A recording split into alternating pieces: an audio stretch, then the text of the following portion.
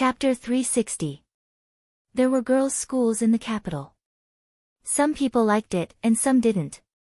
But regardless of whether they liked it or not, some people felt that the girls who came out of the women's school were more talented, but there were also people who thought that it was not the case. It was just that the young ladies who entered the women's school were already good enough. Among the aristocratic families, there were two ways to think so. As a result, some young ladies of aristocratic families entered the women's school in the capital, while others continued to learn from etiquette instructors at home. The capital also adopted a tolerant attitude towards this. Whether or not one had studied in a girls' school did not affect anything. As for the most important marriage for a woman, there was no mention of how much points would be gained from studying in a girls' school. The reason why Nanny Zheng advised Qin Wanru to go to school was that she wanted her to quickly integrate into the circle of misses from aristocratic families in the capital city. Of course, there would be other misses at the banquet, but compared with the girls' school, there were much fewer people. In the girls' school, everyone's age was about the same, and they all came to study, so it was easier to communicate. Almost all the young ladies who had just arrived in the capital would study for a period of time. It didn't matter if they didn't learn anything, as long as they could get to know more people. This was why it was said that the girls' school was a gathering place for young ladies of aristocratic families who had just arrived in the capital. Nanny Zheng, I don't want to go to the girls' school. Nanny Zheng, do you know any famous nunnery in the capital? Qin Wanru smiled and cut a small flower shape from the window flower in her hand. Where is the nunnery? Why does Miss want to go to the nunnery? Nanny Zheng's face changed slightly. One of my teachers might come to the capital. She's a virtuous nun. When the time comes, I'll let her live in the nunnery. It must be a monastery with a good reputation. Qin Wanru said casually without raising her head. Mingqiu Nun was about to enter the capital city. According to Mingqiu Nun's temperament, she would definitely not be willing to live in her home for a long time. Qin Wanru wanted to find a good place for her. Of course, on the other hand, it was because she also needed such a quiet and well-reputed nunnery. However, she didn't intend to tell wet nurse Chin about this decision for the time being. Hearing Qin Wanru's words, Nanny Zheng thought for a while and said, there is a very good nunnery outside the city. Some women from aristocratic families will go there to worship Bodhisattva, and the scenery is also very good. Which nunnery? Yuhui Nunnery. Although Nanny Zheng used to live in the imperial palace, she was familiar with the reputation of this nunnery. Many madams from aristocratic families would mention this nunnery when they entered the imperial palace. They all said that the nunnery not only had beautiful scenery, but also the Bodhisattva was very efficacious. Every time they asked for something, most of it would come true. Yuhui Nunnery. Qin Wanru frowned. She seemed to be familiar with it. She put down the window flower in her hand and thought about it carefully. Suddenly, she widened her eyes and remembered. In the last life, Rui, a great elder princess, wanted to become a monk in this Yuhui nunnery, right? Could it be that Rui, a great elder princess, was very familiar with this nunnery? Moreover, since Rui, a great elder princess, could come here, it meant that this nunnery was really extraordinary. Everyone in the capital knows about the nunnery. Second Miss can find out as soon as you send someone to inquire about it. It's the best place for Second Miss's teacher to be stationed there. Nanny Zheng said again. When can we go and have a look? Qin Wanru had made up her mind to go to the Yuhui nunnery. After the spring festival, Second Miss, you can take Madame Dowager to worship the Buddha. I heard that the Bodhisattva in the Yuhui nunnery is very efficacious. Nanny Zheng reminded her. In fact, she had never been there. Her previous master was also helpless. She had been locked in the imperial palace and could not take her out of the imperial palace. She had heard about it, but had never done a field investigation. This was a good idea. Qin Wanru nodded. Second Miss, you are at the right age and you just arrived in the capital. You don't know many misses. It's really good to go to the nunnery. You can know more misses of the same age if you go to the nunnery. After this matter was settled, Nanny Zheng turned back to the previous matter and persuaded her. let's talk about this later. Qin Wanru nodded with a smile and said. Seeing that Qin Wanru's attitude was not as opposed as before, Nanny Zheng breathed a sigh of relief and said immediately, Miss, think about it carefully. This matter is very important for you in the future. If you can go to the nunnery, it will still be a lot of benefits for you. Before, Qin Wanru's attitude was very firm. Now it was a good performance to loosen up a little. Nanny Zheng did not act too hastily. Nanny, help me to inquire about the girls' school. Although I don't have to go to the nunnery, I need to know more about it. Qin Wanru said readily. Okay, then I'll go. Miss, you should also have an early rest. Tomorrow is the eve of the new year. There will be an ancestral worship in the mansion. Nanny Zheng said happily. Then she reminded Qin Wanru. When she was about to go down, she was stopped by Qin Wanru. Ancestral worship. Qin Wanru raised a pair of watery eyes and asked with a little surprise. Second miss, didn't you worship ancestors in Jiangzhou? This time it was Nanny Zheng's turn to be surprised. During the new year, shouldn't every family worship ancestors like this? Isn't ancestral worship on the 15th day of the first lunar month? Qin Wanru asked in confusion. Of course, ancestral worship was also held in Jiangzhou, but it was held on the 15th day of the first lunar month. The ancestral worship in the capital is held tomorrow. It happens to be the eve of the new year. It may be a little different from that in Jiangzhou. Nanny Zheng knew at a glance that the customs of the two places might be different. Does everyone in the mansion have to come out to worship ancestors? Qin Wanru gently bit her lip and asked. She suddenly felt that she had forgotten something. She should also know about it. After all, she had been in the capital for many years in her last life. But she was not clear about it. Every time she showed her face, she was taken away. So, she had a very faint memory of it in her mind. Hearing Nanny Zheng's words, she also remembered it. It's true. As long as people in the mansion, even if they are sick, they have to come out to worship ancestors. Nanny Zheng nodded and said. The capital was relatively strict on this point. As long as they were still alive, they had to come out to worship ancestors.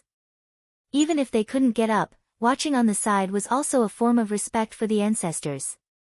Can Madame D worship ancestors?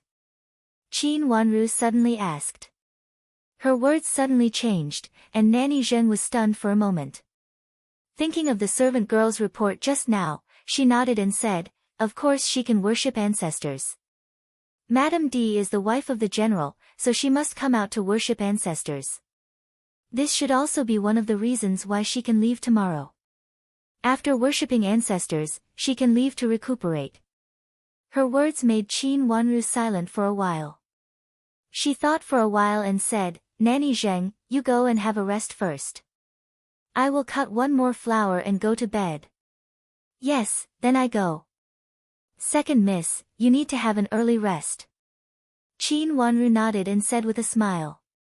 Nanny Zheng nodded and left, leaving Qin Wanru and Yujie who was her assistant in the room. Picking up a piece of paper, Qin Wanru stopped, blinked her watery eyes, and told Yujie, now go to wait outside Madame D's courtyard. I am afraid that Madame D will not stay still. On the last day, Madame D was going to leave again. When the servant girl came to report, she also said that the two rough old maids outside Madame D's courtyard had also left.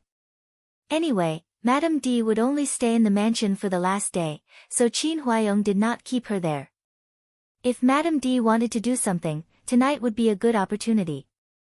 Yujie also heard the words of Qin Wanru and Nanny Zheng just now, and immediately thought of this. She nodded and left. When Qin Wanru woke up the next day, several servant girls had already dressed up beautifully and were waiting by the bed.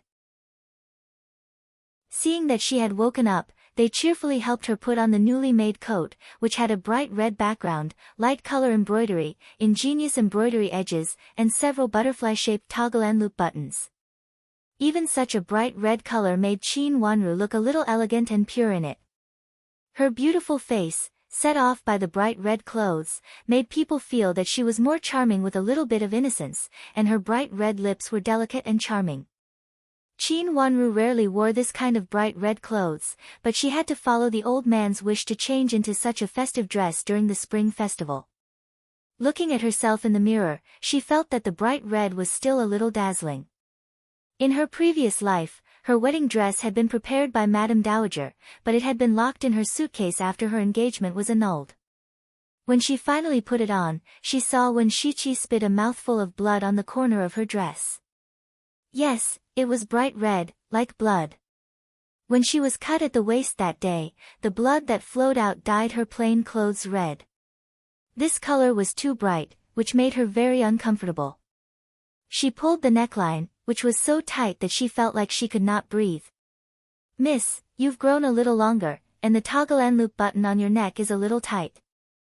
Let me help you move it a little. Please wait a moment." Qin Yu came over, pulled her hand away, looked at it, and said.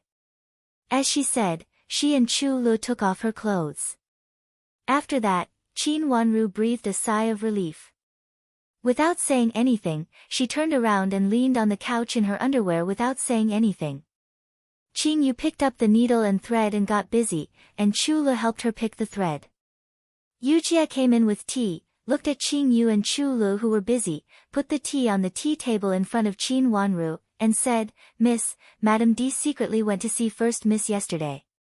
"How long did she go?" Qin Wanru took the tea, raised her eyebrows, and asked.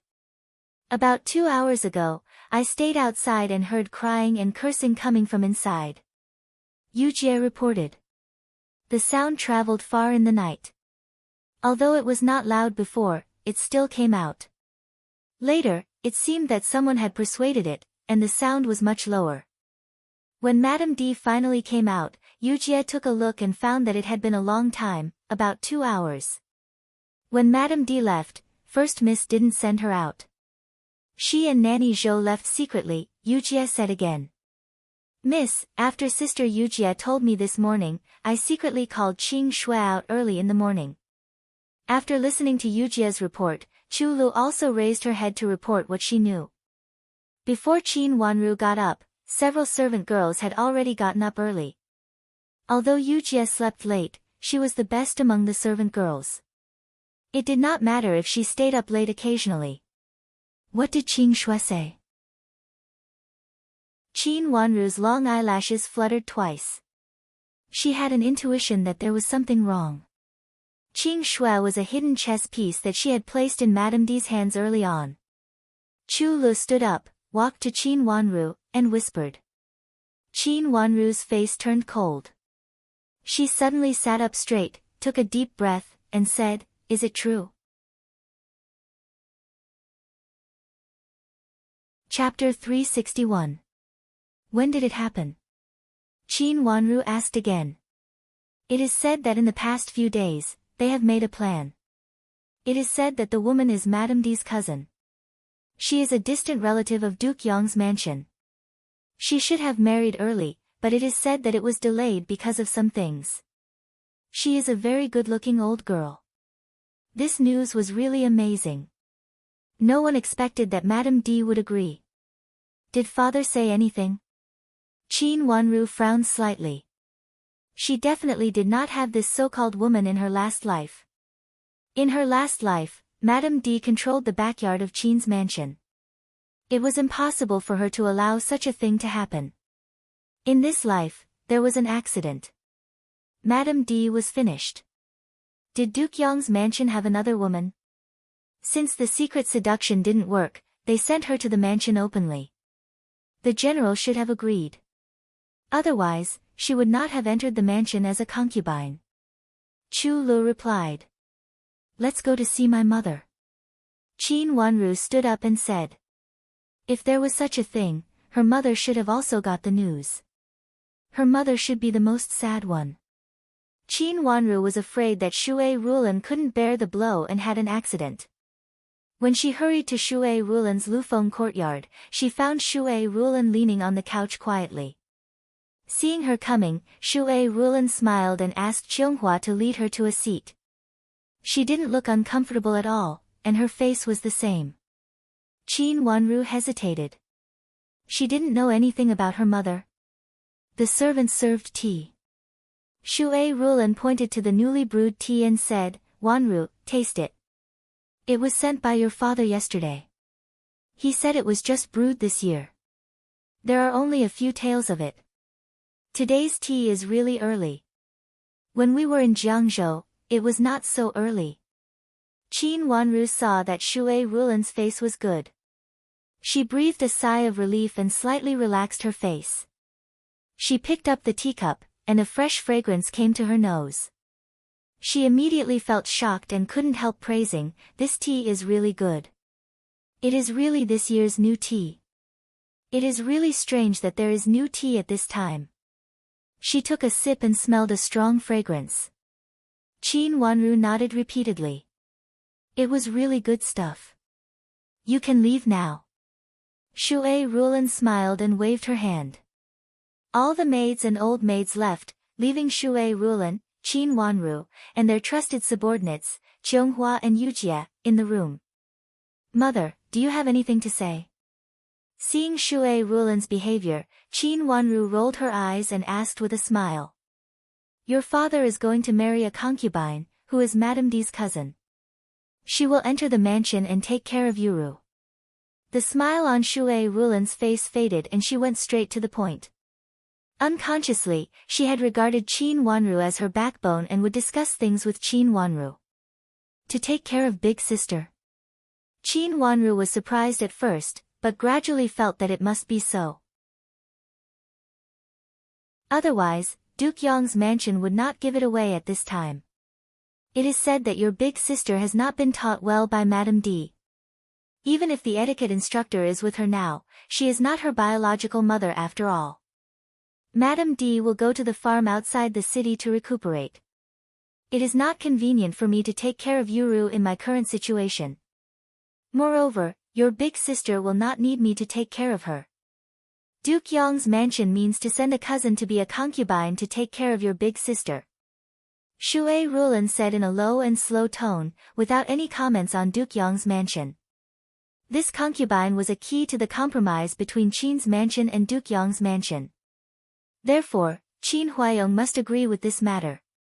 He had already told Shui Rulan about this matter, so Shui Rulan also knew it. This matter was a foregone conclusion.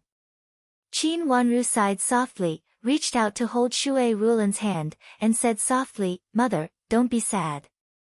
Since she is only here to take care of big sister, let her live in aunt's place. It doesn't matter. Since she is a concubine and has the support of Duke Yong's mansion, if I forcibly detain her, I will only be criticized by them. It is better to arrange a place for her and let her live well. As for your father, he can go wherever he wants, and I can't force him."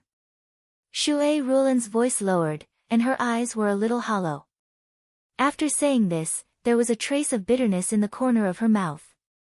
Having no background was Shui Rulan's biggest weakness. Although she was just a concubine, her status seemed to be higher than Shui Rulan's. Moreover, she had Duke Yong's mansion behind her. Since she came in under the guise of taking care of Qin Yuru, it was naturally more important.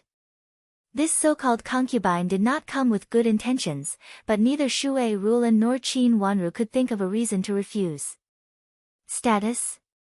A trace of coldness and sharpness flashed in Qin Wanru's eyes.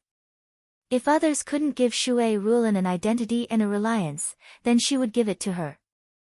And she would not agree to be a concubine. Didn't Madame D want to make trouble? Let her make trouble. Forget it. I don't want to talk about this with you. I will tell you the truth, in case that you don't know anything when she comes in the future. Shui Rulan suddenly smiled gently and elegantly. She held Qin Wanru's hand backhandedly and said, "Wanru, be careful, especially Duke Xing's mansion. I always feel that you have something to do with Duke Xing's mansion, and in this way, Madame of Duke Xing does not really like you." Shui Rulan did not understand some of the cause and effect entanglement in this, but she felt that Madame of Duke Xing did not come with good intentions. It seemed that Madame of Duke Xing had been pretending to be one thing and doing another behind her back for a long time. No matter how she looked at it, it seemed that she had ulterior motives. Shui Rulin also knew about Nanny Xing's visit yesterday. After asking carefully, she felt that there were a lot of things involved. Originally, she had to tell Qin Huayong about this, but inexplicably, she felt that it was better to suppress this matter first. Therefore, when Qin Huayong told her about Duke Yong's mansion yesterday, she insisted on not mentioning it. If Qin Huayong knew about this in the future, she just needed to say that she forgot about it at that time. Mother, rest assured. Madame of Duke Xing does not like me. Qin Wanru also told Shui Rulin the truth and said bluntly, in case Madame of Duke Xing said something to Shui Rulin in the future and made Shui Rulin misunderstand. Wanru, be careful. If you need my help, you must tell me. Shui Rulin said with a bitter smile, although I don't have much ability, at least I won't let you be bullied by others. Mother, I know. Feeling Shui Rulin's sincerity, Qin Wanru gently bit her lip and said. After they finished talking about this, they chatted for a while. Seeing that Shui Rulin was a little tired, Qin Wanru got up and left. Seeing Qin Wanru leave, Shui Rulin leaned back and closed her eyes tightly, looking tired.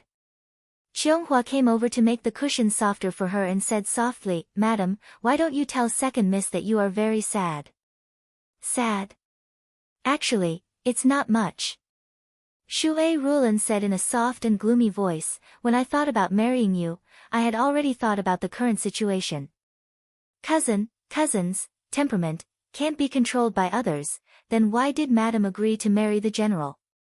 Qianghua said anxiously. In that case, Madame D had plotted against me. If I didn't comply, there would be more twists and turns, and the situation would be worse. The final result would only benefit Madame D and make Mother and Wanru more sad. So it's not bad.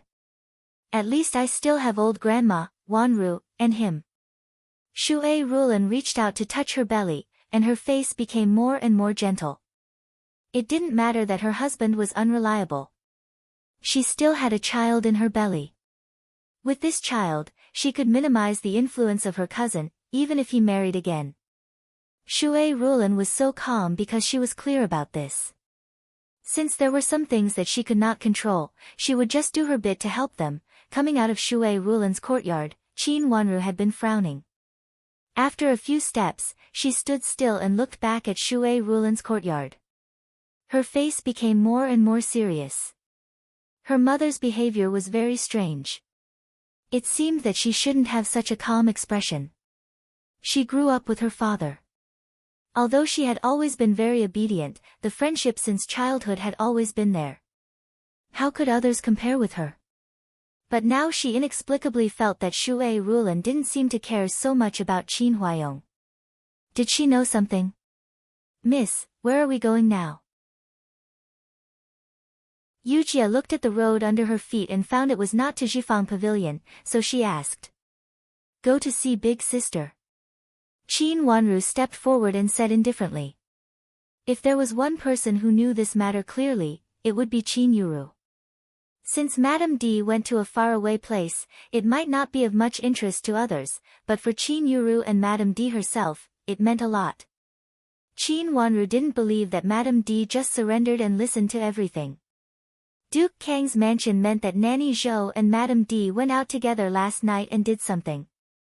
And now it seemed that she needed to do something for the sake of this good concubine. Madame D should not be willing to be replaced by a good concubine, and Qin Wanru also did not want to let a good concubine in. On this point, Qin Wanru and Madame D had the same intention. When the matter between the two mansions became more serious, she would see if Duke Yong's mansion still had the face to send her into the mansion. Qin Yuru's courtyard was very quiet now. Seeing Qin Wanru coming, the servant girls and old maids immediately saluted and no longer looked down on her like before. The curtain at the door of the room was raised high. Qin Yuru sat in the middle and looked at Qin Wanru coldly. Without Qin Huayong, Qin Yuru didn't want to pretend to be close to her sister. Seeing Qin Wanru coming in, she snorted coldly and ignored her. Qin Wanru didn't take it seriously. She stepped forward and saluted sideways. Without waiting for Qin Yuru to say anything, she sat down on the chair on the side generously, as if this was not Qin Yuru's room but hers. Qin Yuru was very angry at Qin Wanru's uninvited behavior and didn't treat herself as a guest. Her eyes were full of anger. She tilted her head to look at Qin Wanru but didn't say anything. The servant girl served tea and left quietly. The room was very quiet, so quiet that people could hear each other's breathing. Qin Yuru frowned in disgust and said indifferently, "Second sister, what are you doing here? Could it be that you're here to see if I've been hurt by you?" Qin Wanru's eyes fell on Qin Yuru's face and she smiled slightly. It seemed that she was in a very good mood, but this expression made Qin Yuru feel even more annoyed. Chapter 362. Qin Wanru, there are no outsiders here now, so you don't have to act. You broke my bracelet that day because you couldn't bear to see my bracelet was given by old Madam of Duke Xing's mansion. Qin Yuru sneered. There was indeed no one else in the room, except for Qin Yuru and Qin Wanru, and their confidants. Others might not know, but how could they not know? The two masters were like fire and water, and everything they did in front of others was just a show. However, although they were all confidants, their confidant maids were different. Yujie stood behind Qin Wanru calmly. At this moment, she even dared to secretly look at Qin Yuru. Her eyes were indifferent, as if she didn't care about what Qin Yuru said at all, and she just stood here to watch the show, which set off Qin Wanru's gentle expression. Both the master and the servant were not flustered. Behind Qin Yuru were Mei Shui and Mei Yan, who both lowered their heads and stood quietly, motionless, as if they didn't exist, and dared not to look at Qin Wanru. Now everyone in the mansion knew that second miss was not to be trifled with. In the past, Mei Shui and Mei Yan would take the initiative to bully her, but now they didn't dare to act rashly. In contrast, Qin Yuru became more and more aggrieved. This was her room, but her servant girls were not as comfortable as Qin Wanru's servant girls. "Big sister, why do you say so? I don't know what you mean by that. How is it my fault again? Other people might not know what happened that day, but how could big sister not know? There's really no one here, so big sister doesn't have to pretend to be wronged. This matter was caused by big sister, and I was implicated by big sister. After all, I'm also a daughter of the Qin family." Qin Wanru's smile faded. Although her face was still gentle, her tone also became sharp. "Qin Wanru, how dare you say so?" Qin Yuru trembled with anger. Others didn't know what happened in the carriage, but she and Qin Wanru knew it, but now Qin Wanru refused to admit it. Didn't her mother say that in this case, Qin Wanru was the easiest to be complacent? After all, she and her mother had fallen into such a situation. At this time, there was no one around, so Qin Wanru could say it. "Big sister, why can't I say that? Since you did it, why can't I say it?" Qin Wanru sneered and stood up. "Originally, I came to see big sister's situation. I thought that big sister must be sad because of Madame D's accident. Although big sister and I don't get along well, we can't write two Qin characters in the same sentence. Now it seems that big sister doesn't care about Madame D at all, but keeps bothering me. In this case, I'm leaving." After finishing her words, Qin Wanru turned around and was about to leave. "Qin Wanru, don't you feel uneasy that you hurt my mother like this? My mother has brought you up. Even though she is a little biased, the favor of giving birth is not as great as the favor of raising you. At least she used to treat you sincerely." Qin Yuru choked and shouted. Qin Wanru stopped but didn't look back. "Big sister, do you want me to thank Madame D for not taking me away from Jingxin Monastery and not being sold?" Her words made Qin Yuru choke for a while, but she reacted quickly and immediately said, "Second sister, do you hate my mother because of this and want to kill my mother and me?" "Big sister, I don't know what you mean by this. I just want to tell you that Madame D wanted to ruin my reputation and chastity for you and even wanted to sell me, which has repaid the favor of raising me. As for other things, I don't want to ask or mention it. I hope big sister won't say that the favor of giving birth is not as great as the favor of raising me.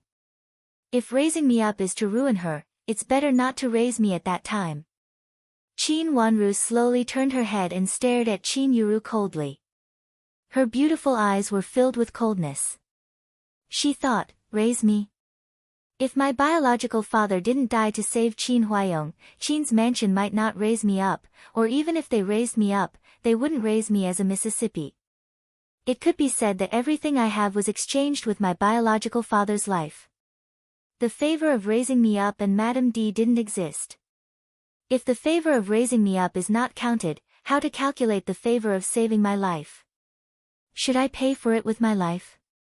With hatred and pain in her heart, she clenched her hands tightly under the sleeves, and her face became pale. She pressed her cherry lips tightly. After finishing her words, she glared at Qin Yuru and turned to leave. Yu Jie trotted to catch up with her. It was totally a look that she was wronged by Qin Yuru and left in anger. Qin Yuru stamped her feet with hatred. Looking at the direction where Qin Wanru left, she gritted her teeth angrily. Qin Wanru was so tight-lipped that she didn't reveal a word. First miss, you said that second miss deliberately broke your bracelets, but second miss just said that you broke them yourself. Nanny Huang came out from behind the screen, looked at Qin Wanru's back, and said thoughtfully. Nanny Huang, believe me. This is really a vicious plot of Qin Wanru. She wants to make me unable to return to Duke Xing's mansion. Qin Yuru gritted her teeth and said with hatred. She looked at Qin Wanru coldly. If her eyes were real, Qin Wanru would have died many times. First miss, it's useless for me to believe you. You have to make others believe you. Now the whole world is talking about you. They all say that you are not only arrogant but also vicious. When something happened, you put all the blame on your sister and even beat and scolded your sister in the street. It can be seen that you have done the same thing in the mansion in the past. Women from aristocratic families value virtue, chastity, and dignity most. First miss has none of them. Nanny Huang sighed helplessly and looked at Qin Yuru suspiciously. In fact, she also wanted to believe what Qin Yuru said. Hearing that Qin Wanru came over, she immediately hid and let Qin Yuru test Qin Wanru and let her tell the truth. Unexpectedly, it sounded like Qin Yuru was wrong. Although Nanny Huang was smart, she didn't know how to deal with it for a while. She even didn't know whether to believe Qin Yuru now. Nanny Huang, my mother has asked you to take care of me and said that she will treat you well in the future. You know my family background. When I return to Duke Xing's mansion, I will be the miss of Duke Xing's mansion. With such an identity, will Nanny Huang still refuse to help me? Qin Yuru calmed down, turned her head to look at Nanny Huang and said coldly. When Madame D came to see her yesterday, she deliberately asked Nanny Huang to come over and asked Nanny Huang to help her in the future. First miss, are you really the daughter of the former heir of Duke Xing and Infanta Qinghua? Nanny Huang looked at Qin Yuru. Qin Yuru shifted her gaze to Qin Yuru. Ever since she heard the news, she had been skeptical. Was it true? If it was true, Qin Yuru's identity was indeed not simple and could even be said to be noble. Rui and Great Elder Princess had no other relatives now. If Qin Yuru's identity was confirmed, Nanny Huang's identity would also rise. Rui and Great Elder Princess's identity in the royal family was also unusual. She was the emperor's aunt. Nanny Huang, my mother told you the truth yesterday. Don't you believe it? If it were not for old Madam of Duke Xing's mansion, she would not look up to me and even support me.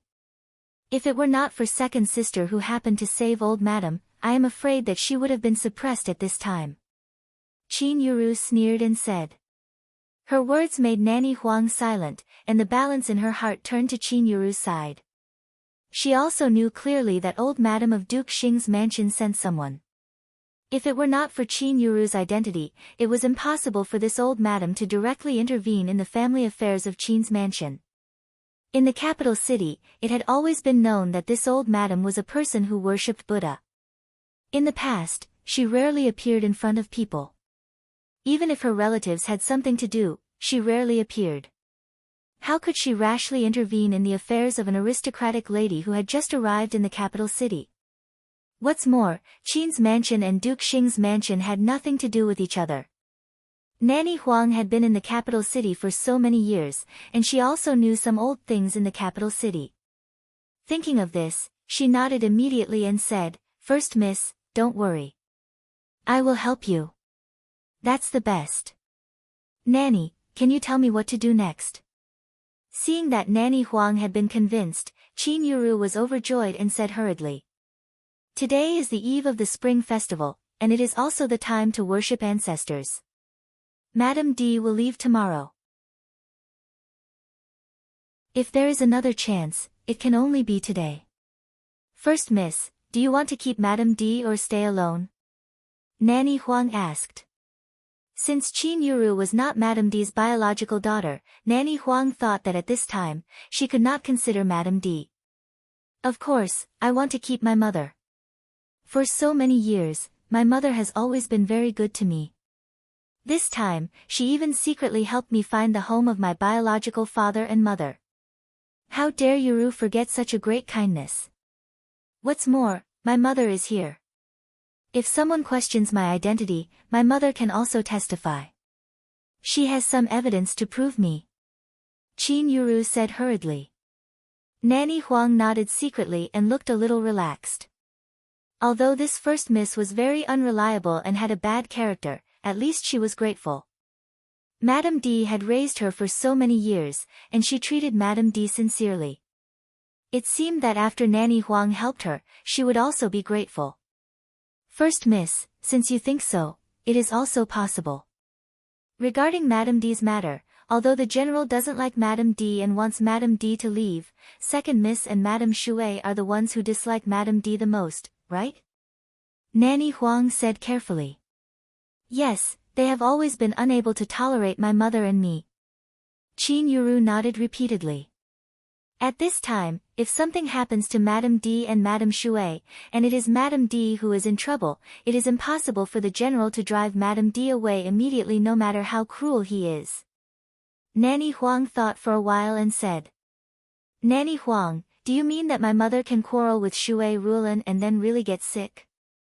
Qin Yuru asked with her eyes wide open. "No, you can't pretend to be sick. The general won't believe it. It has to be true." Nanny Huang reminded her, but there was a flash of hesitation in her eyes. This was actually the method that Nanny Zhou suggested to her yesterday. Gritting her teeth, Qin Yuru asked in a cold voice, "Nanny Huang, what should we do?"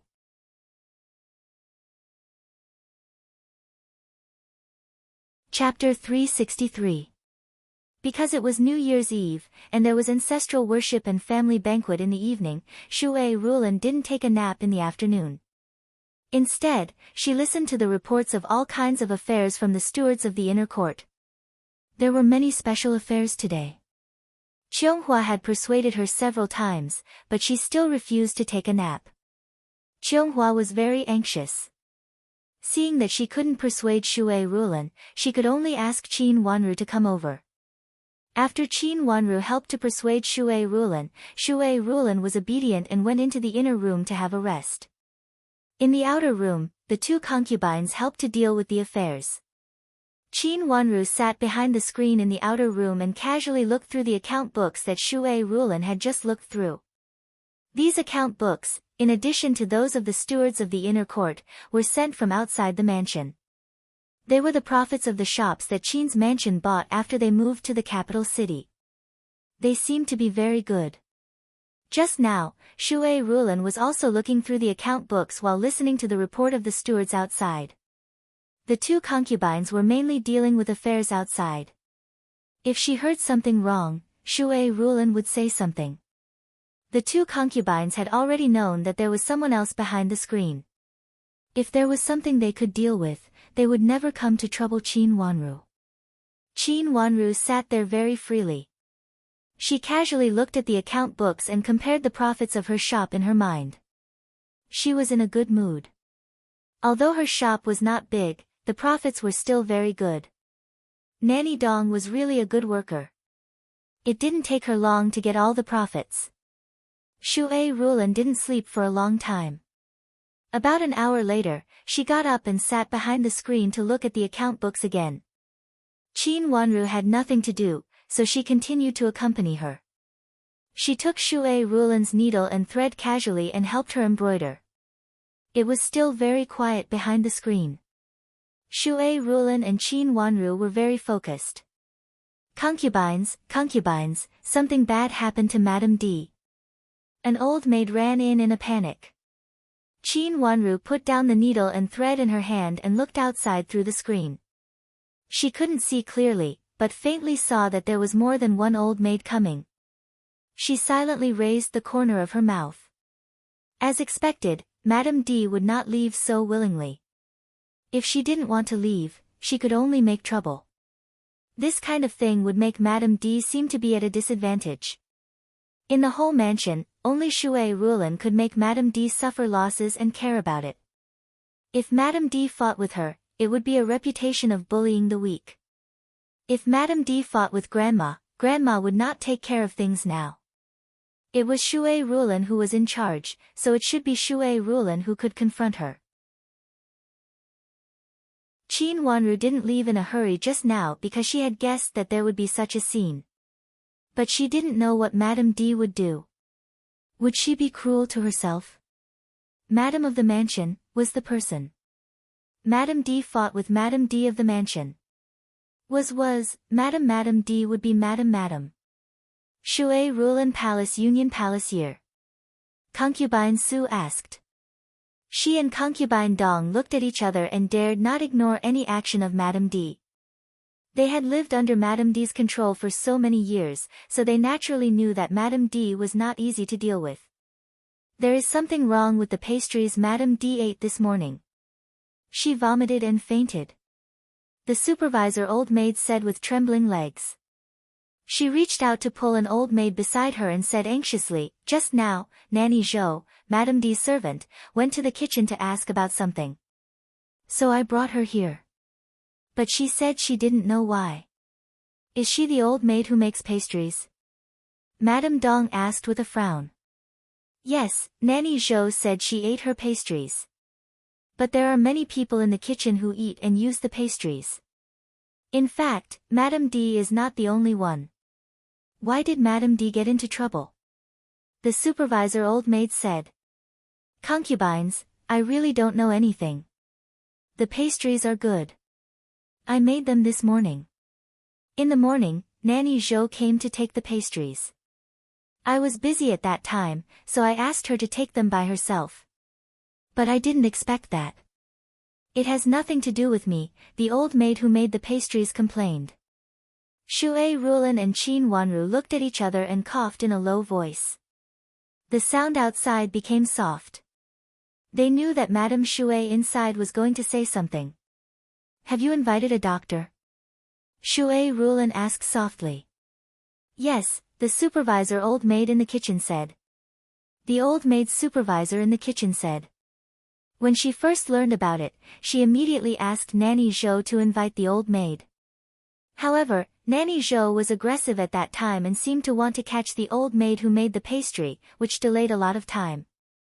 Later, she reminded Nanny Zhou again and again before she left. Where? Qin Wanru blinked her watery eyes slightly and asked. It is said to go to Qianmen. There is a doctor with good medical skills there.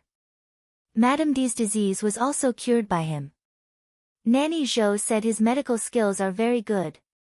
The supervisor old maid reported. Invite another one here. Qin Wanru said softly. What?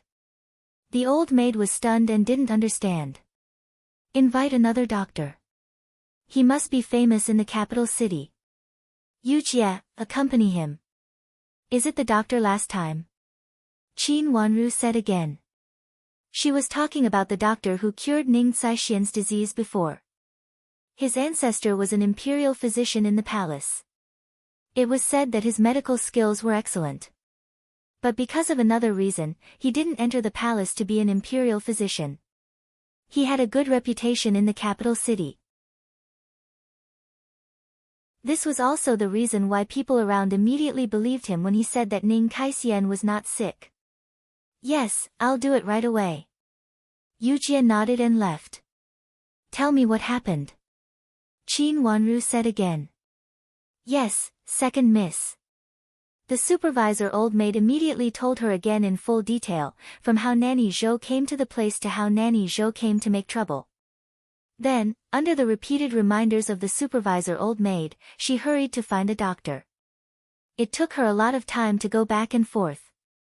After the supervisor old maid finished, Qin Wanru lowered her head and thought for a while, looking at Shui Rulan.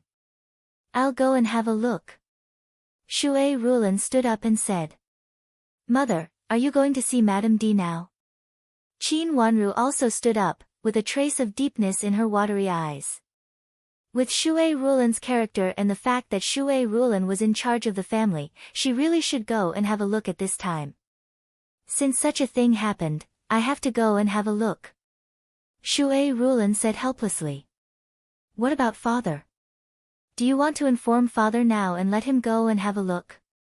Qin Wanru suggested. Your father is not in the mansion at this time. He went out for a while during lunch and hasn't come back yet. Shui Rulan shook her head helplessly and said.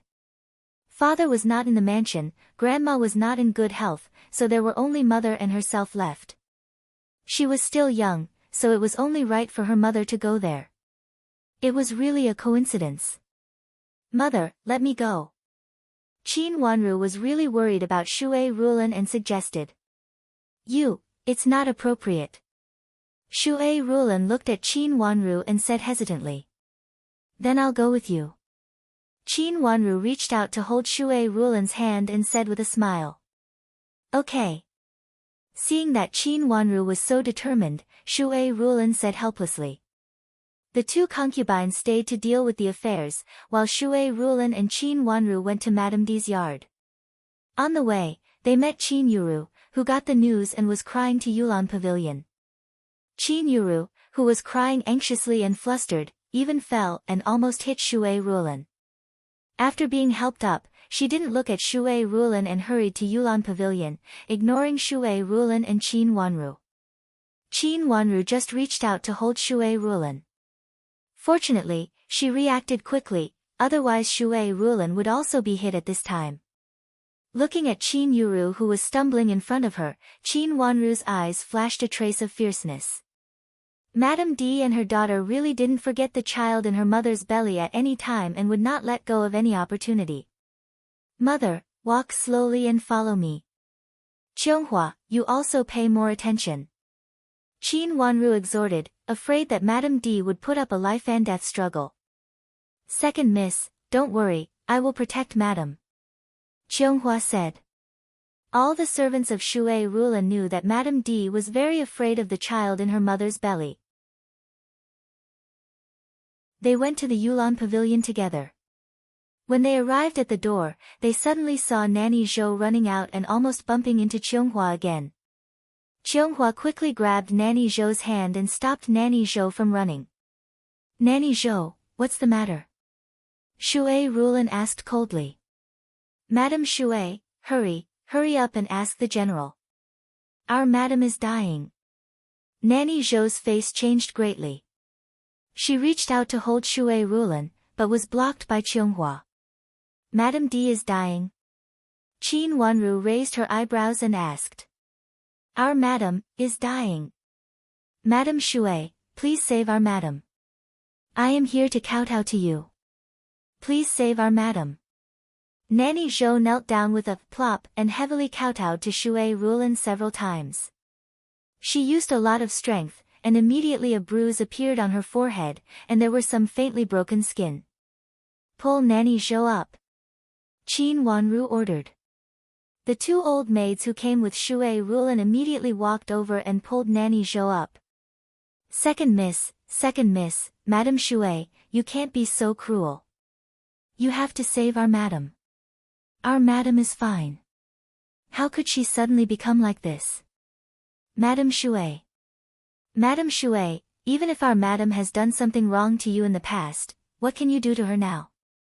Everything belongs to you. Nanny Zhou cried as she struggled. The noise was so loud that several passing maids were so scared that they hid to the side. They were all confused. Did the two madams really quarrel and confront each other? Nanny Zhou, tell me what happened to Madame D. Shui Rulan said with a cold look. She knew the situation was not good. Madame Shui, please let go of our madam. Nanny Zhou struggled hard and wanted to get rid of the two old maids. However, the two old maids were too strong. Nanny Zhou was dragged to the side and her voice became louder and louder. Mother, I will go to have a look first. Qin Wanru looked at Nanny Zhou and found that she was trying to push the blame onto Shui Rulan. Looking at the situation, Shui Rulan could not go there for a while, so she suggested. Shui Rulan looked at the situation in front of her and knew it was the best. She nodded at once.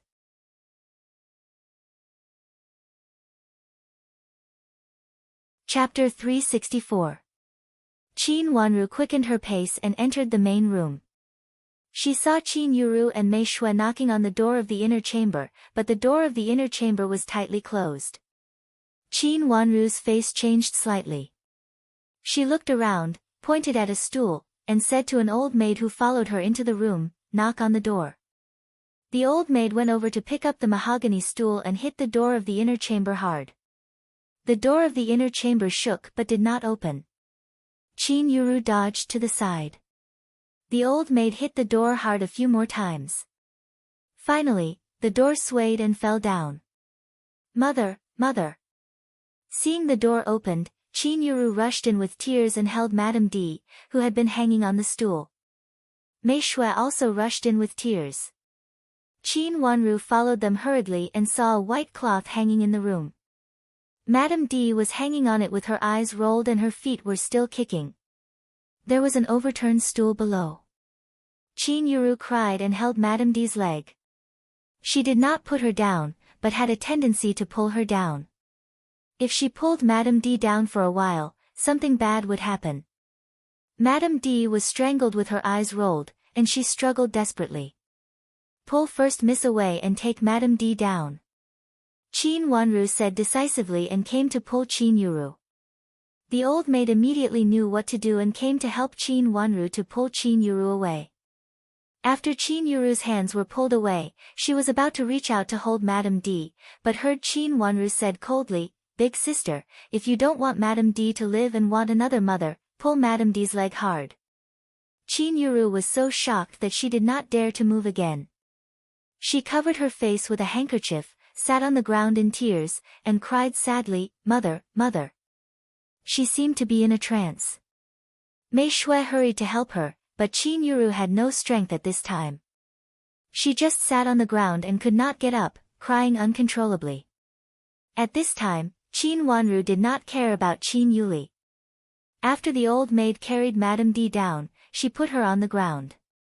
Qin Wanru came over and reached out to press Madame D's chest hard.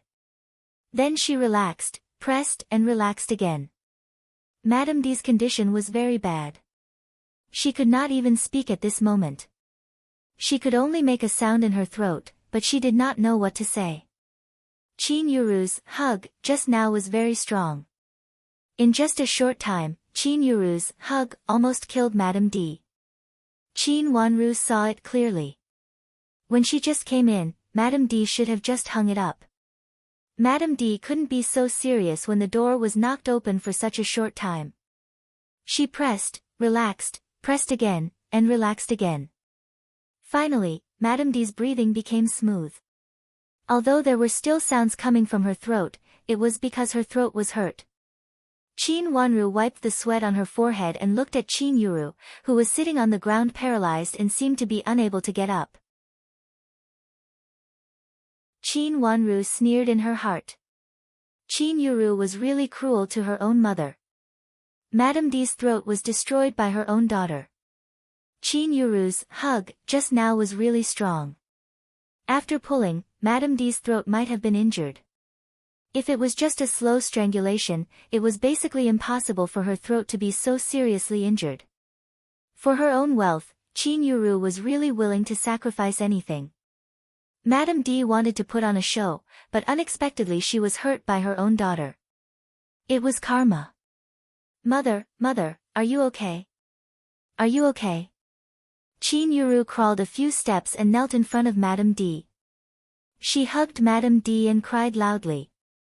Madam, why do you take it so hard? Although Madame Shui didn't give you a way out, you will leave tomorrow. After that, you just need to take good care of yourself. Nanny Zhou rushed in from outside, crying and said loudly while crying. Mother, how could you be forced to such an extent? I don't know. If I know, I will go with you. Since we are not allowed to stay here, then we will. Qin Yuru cried so hard that her voice could not be heard. Shui Rulan followed behind Nanny Zhou and also walked in. She frowned tightly because she did not know what had happened until now. A doctor hurried in with a medicine box on his back and said with a stern face, Make way, make way. A smell of medicine came to her nose. Qin Wanru stood a little further away and also smelled it. Looking at Shui Rulan who was slowly making way, Qin Wanru's face changed dramatically. She took 2 steps back and came to Shui Rulan. She pulled Shui Rulan back to the door and whispered, Mother, wait outside the door. Don't get too close to the doctor. I will deal with this matter. If there is anything I can't handle, I will tell you. It is better for you to stay in the yard. Is there anything wrong with the doctor? Shui Rulan's face changed slightly. She was not stupid. She knew something was wrong when she saw Qin Wanru's face. The doctor has safflower on him. Qin Wanru's eyes flashed a trace of sternness. If Madame D or Qin Yuru had safflower on them, it was not something that could be explained. But if the first madam had safflower, it was not a strange thing. Doctors went to various mansions to treat patients with various medicinal materials. It was possible that some of the medicinal materials used safflower. Moreover, even if he did not use it, he must have it in his house. It was not a big deal to be stained with the smell of safflower. Even if Qin Wanru questioned the doctor with this fact, it was not a big deal. The doctor should be the doctor who was invited by Nanny Zhou and had been treating Madame D. Sure enough, there was something fishy about this doctor. Then I will wait outside. If there is anything, you can tell me immediately. Hearing Qin Wanru's words, Shui Rulan immediately understood the importance of this matter and nodded at once. Several servant girls and old maids stood in the yard to protect Shui Rulan, and Qin Wanru entered the room again. In the room, the doctor was already feeling Madame D's pulse. At this time, it was quiet in the room, and only the sound of Qin Yuru's sobbing could be heard. She was lying beside Madame D in a mess, looking messy and miserable. She looked anxious, her eyes were red and swollen, and tears fell down one by one. No one would have thought that Qin Yuru had cruelly dragged Madame D to her death. If it were not for Qin Wanru's decisiveness, Qin Yuru's hug would have broken Madame D's neck. Based on Madame D's character, she would just pretend to hang herself. But with Qin Yuru's help, Madame D might even lose her life. If Madame D really lost her life, it would definitely be a big deal. Even if Madame D had done so many vicious things before, Shui Rulan had no right to kill Madame D. Forcing the legal wife to die was enough to make Shui Rulan go to court. And the child in her belly would also end up with a bad reputation and a bad marriage, and even have no chance to be born. She really inherited Madame D's vicious heart and used her biological mother's life for her own benefit. There was no doubt that in that case, Qin Yuru, as the daughter of the victim, was the only one who benefited. This madam was poisoned before, and now, she is like this again. I am afraid that she can't recover. The doctor finally put down one of Madame D's hands and sighed. Mother! Qin Yuru cried and was about to rush to Madame D again. Big sister, if you don't want Madame D to recover, you can rush to her again. Just now, Big Sister hugged Madame D, and Madame D almost lost her life. Qin Wanru reminded her coldly. Hearing her words, Qin Yuru did not dare to rush to Madame D again. She also knew that if she rushed harder at this time and made her mother breathless, it would arouse everyone's suspicion. Mother, mother. At that moment, she did not dare to move again. She only held Madame D's hand and cried pitifully.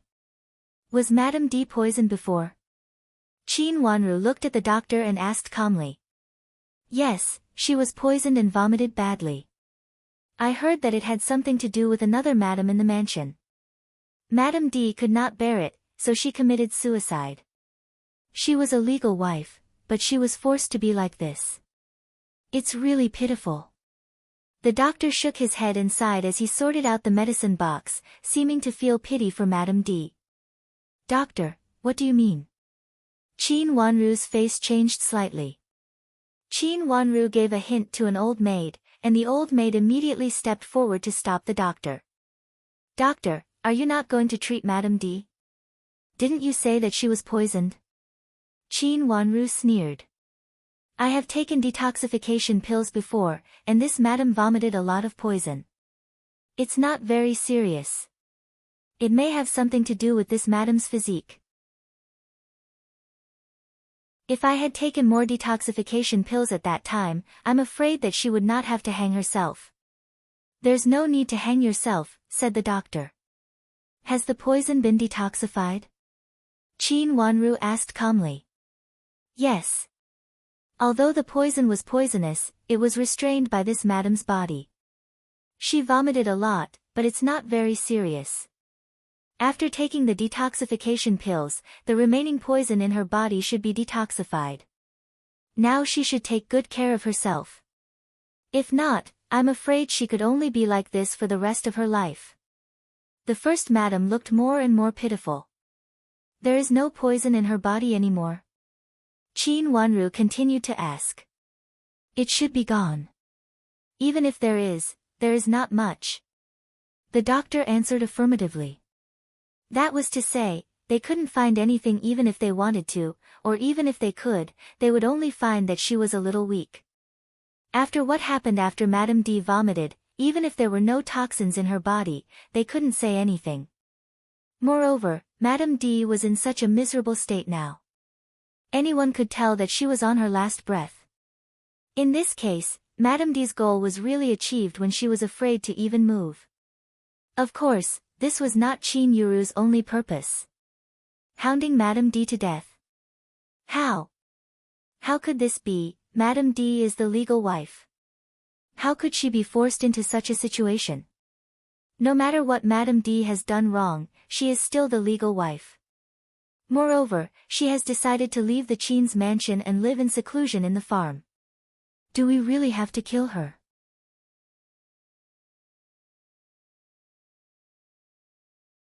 Chapter 365.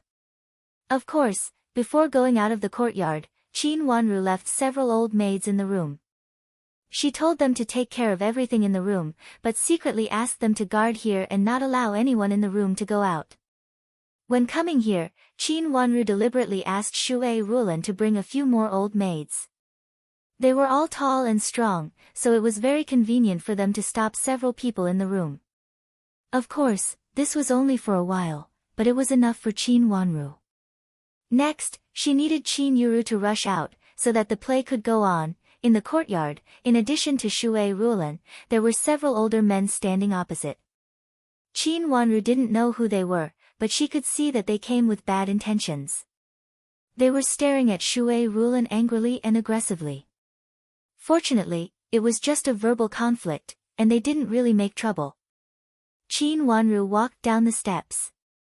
Although her eyes were calm, her brain was spinning rapidly. How could there suddenly be several men in the backyard of Qin's mansion? Moreover, they were all old. They looked so righteous and didn't seem to enter the mansion without permission. Since they didn't enter the mansion without permission, they had a reason to appear here. In the backyard of Qin's mansion, how could there be other men here righteously except for Qin Huayong? Unless these people's identities were not ordinary. They could denounce Shui Rulan so bluntly. Shui Rulan looked aggrieved and angry, but she didn't dare to say anything. Being pointed at by these people, she couldn't defend herself and was very aggrieved. Suddenly, an idea came to her mind. She knew who these people were. They were the elders of Qin's clan. Qin Huayong was in the capital city at the beginning. Later, something happened and he left the capital city. After that, he hadn't been to the capital city for so many years. But this didn't prevent other people of Qin's clan in the capital city. Today was the big day of ancestor worship. Originally, this matter had nothing to do with Qin's mansion, but now Qin Huayong was the most promising branch of Qin's clan. Moreover, before leaving the capital city, Qin's mansion was the original main branch, so the ancestor worship was placed in Qin's mansion. When Qin Wanru was inside, she heard the two concubines instructing people to take good care of these elders. In terms of identity, these elders were her father's uncles. That was why he dared to criticize his mother in front of so many people. It was not a long journey from the Chuehua gate outside to here. These old people could actually appear here so quickly. They were indeed closely linked. It was impossible for Qin Yuru to make such a meticulous plan by herself. She slightly raised the corner of her mouth and stared at them coldly. She strode over as if she didn't know them and said, "Where do these men come from? Guards, drive them all out."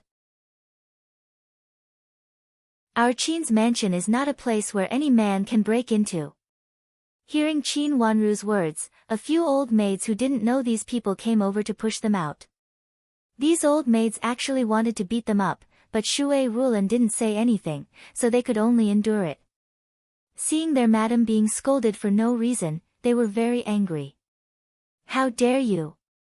I am your father's uncle." An elder was pushed hard by the old woman and almost fell down. He was so angry that he glared at her. "My father's uncle."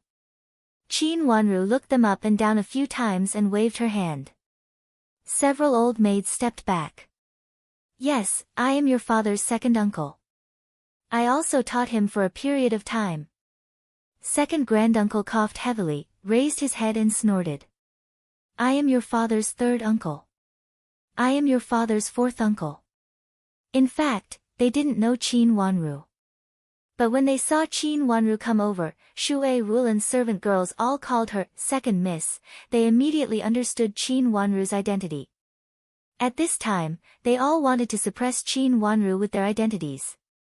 After reporting their identities, they all raised their heads and waited for Qin Wanru to come over to greet and apologize. It turns out to be several granduncles. Qin Wanru smiled slightly. Second granduncle squinted at her and sneered without saying a word. As he had said, she was just a little girl. How powerful could she be? Even Shui Rulan was frightened by them. What could a little girl do? But even if you are several granduncles, you can't wrongly accuse my mother. My mother is now a madam with the title of honorary lady. How can ordinary people reprimand her without asking the right and wrong? Qin Wanru's face suddenly darkened and her voice became sharp. Your mother is not upright. She wants to seize the position of the legal wife and force her to death. Even if she is a madam with the title of honorary lady, so what? If the emperor breaks the law, he will be punished the same as the common people. Second granduncle reacted the fastest and immediately shouted. Yes, even if she is a madam with the title of honorary lady, so what? Madame D is also a madam with the title of honorary lady. She forced the legal wife to death, so she should be sentenced to death. Our Qin family doesn't need such a vicious woman. She actually dared to do such a thing. She forced the legal wife to death and wanted to take the position by herself. She didn't know what kind of person she is and whether our Qin family can let it go. The three granduncles said one after another and looked at Shui Rulan with disdain. Compared with Madame D, Shui Rulan's status was really lower. What was more intolerable was that Shui Rulan was a remarried woman. How could a widow become the madam of their Qin family? This made the Qin family feel ashamed. Listening to the words of these granduncles, Qin Wanru's eyes became colder. Qin Yuru acted quickly and contacted the clan elders who came to worship today. She wanted to use this matter to suppress her mother. If they really convicted her, her mother would definitely not have a good ending and might even lose her life. No wonder Qin Yuru hugged Madame D fiercely before. If Madame D died, Shui Rulan would not be able to explain herself. Who told you that Madame D had an accident? You haven't entered the main room, have you? Why do you think that Madame D had an accident? Qin Wanru raised her head and said coldly. Her words made the granduncles choke. They looked at each other and were about to speak, but were interrupted by Qin Wanru. You came here and accused my mother without saying anything. You didn't ask about the cause or the situation and even stopped my mother. What are you here for? Qin Wanru reached out to help Shui Rulan to a stone stool on one side. A servant girl had already gone to lay a cushion. Qin Wanru helped Shui Rulan to sit down. After a while, Shui Rulan's face was a little pale, and her whole body trembled slightly. She was angry and annoyed, and she could not explain herself. She had done it once before. If she did it again, she might not be able to keep the baby in her belly. Mother, don't worry. I am here. Qin Wanru comforted her in a low voice and patted her shoulder gently. Shui Rulan nodded and tried hard to calm down the anger in her heart. She also knew that her situation was not very good. When she was inexplicably intruded, she was angry and indignant and wanted to explain, so she did not find that she was uncomfortable. At this time, when she sat down, she found that her whole body was very uncomfortable. After calming down, she felt better. Seeing that Shui Rulan's face was a little better, Qin Wanru turned around and walked slowly to these elders. After bowing and greeting them, she raised her bright watery eyes with a bit of deep coldness. Granduncles, why didn't you wait for my father to come in? You had to break into the backyard. Madame D is resting now, and it is not convenient for her to see you. Is Madame D all right? The three granduncles looked at each other and said with uncertainty. They were not as imposing as before. They were confused by Qin Wanru's words and felt a little weak for a moment. The people who came here before told them that Madame D would definitely have an accident, but they really did not know whether the situation in front of them was true or not. It did not mean that someone inside would definitely stand out if they made trouble here. They had been in the yard for a while, but only the second miss of Qin's mansion came out of the main room. What could happen to Madame D? You don't know anything. Since you don't know anything, who told you to enter the backyard? You three granduncles, you are so old, so you should know about the family in the backyard, right? If something really happened to my mother because of your words, my father would never spare you. Qin Wanru reminded them coldly. Her words were not pleasant to hear, but the elders all understood what she meant. Looking at Shui Rulan, who was sitting on one side and gently covering her belly, they suddenly remembered that she might be the only child of Qin Huayong. If something really happened to her, even they, as elders, might not be able to suppress it. Moreover, it did not seem to be like what they had thought before. The momentum of the elders was suppressed. A servant said it just now. Since she is all right, it is the best. It is really inappropriate for us to be here. Just now, because we heard the report, we were flustered and lost our manners. The second granduncles used to be an official, so he reacted the fastest. He immediately chose the most reasonable explanation for them, and then turned around to leave. Seeing the situation, the third granduncles and the fourth granduncles also wanted to leave in disgrace. Three granduncles, please wait a minute. Which servant in the mansion is it? Please identify him. We have to find out who deliberately framed my mother. Qin Wanru said in a slightly higher voice. I left in a hurry just now and lost this servant. Now I don't know who it is. The third granduncles rolled his eyes and hurriedly stepped forward to say. It meant that the servant was lost and could not be found. It doesn't matter. There are not many servants in our mansion, and most of them are serving my father. Later, I will ask the supervisor to call all the servants in the mansion over. Since you have so many eyes, you should be able to identify him. Qin Wanru said unhurriedly. The three granduncles looked at each other. They did not know where to find this servant, but they could not say that they did not know him. No one expected that Madame D was fine, but Qin's mansion still needed a servant to report. We are old and dim-sighted, so we are afraid of recognizing the wrong person. But if you arrange to identify him later, we can always identify him. At this time, we will not stay in your backyard. It is so inconvenient. The several granduncles all wanted to retreat. The fourth granduncles coughed in a low voice, said a few words, and wanted to leave. Qin Wanru did not stop them this time. Seeing them hurriedly go out of the courtyard, she rolled her watery eyes, and her long fluttering eyelashes cast uneven shadows on her white skin. The servants wanted to stop them. It was okay if it was a short time, but a long time.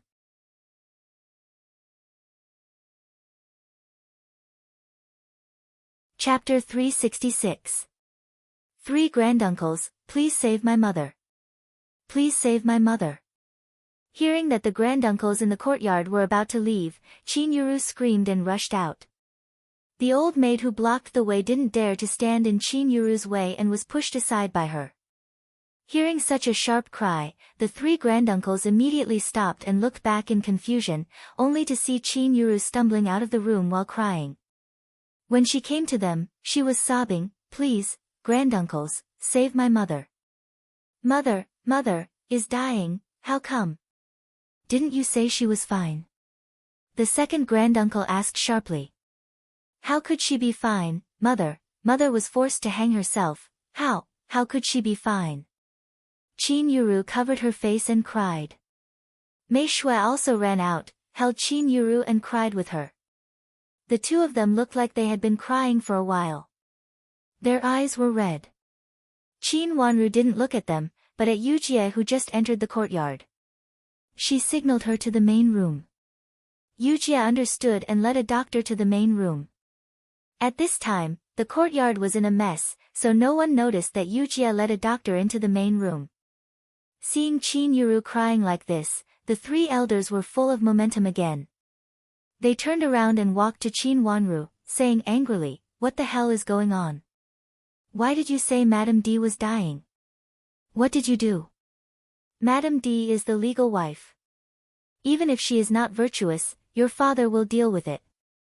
Why do you and Madame Shui need to deal with it?" The second granduncle said sharply. Qin Wanru didn't answer, but looked at the faces of the three elders indifferently. She smiled slightly and said, "Granduncles, did you break into the inner courtyard because of your bias?" "What bias? Madame D is dying. How can you be biased?" The third granduncle was so angry that his beard stood up.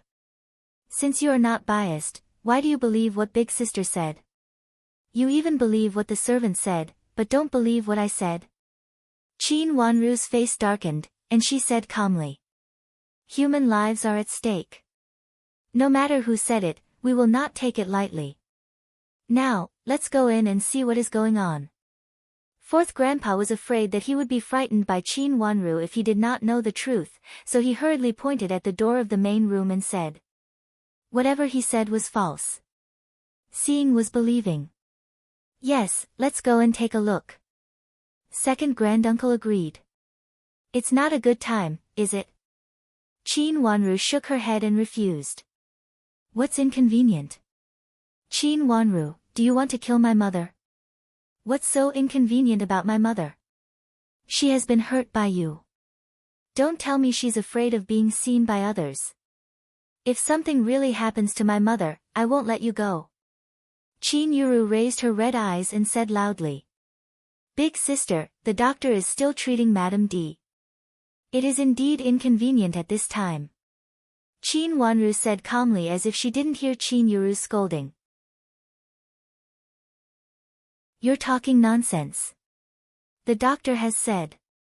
I'm afraid my mother can't make it." "What are you talking about?"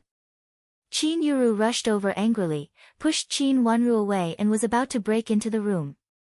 A few smart old maids came over and stopped them. Big sister, the doctor is really treating Madame D. You keep pestering endlessly. Do you want to save Madame D or not? Qin Wanru said helplessly. What are you talking about? That's my mother. She was forced to this speed by you. You, how can you be so cruel? My mother had planned to give in and give everything to you. She did do something wrong before. She also thought that it was right to give everything to you. But even so, why didn't you spare her and even poison her? My mother couldn't bear it and hanged herself to commit suicide. Now she can't make it, Qin Yuru cried and scolded. She pointed at Qin Wanru and Shui Rulan and stared at them fiercely, as if she was going to fight them desperately. Big sister, isn't the doctor still treating Madame D? Qin Wanru ignored Qin Yuru's accusation and said lightly. Qin Yuru thought she was talking about the doctor just now. There was indeed a doctor in the room just now. But when she was in the room, she also asked the doctor.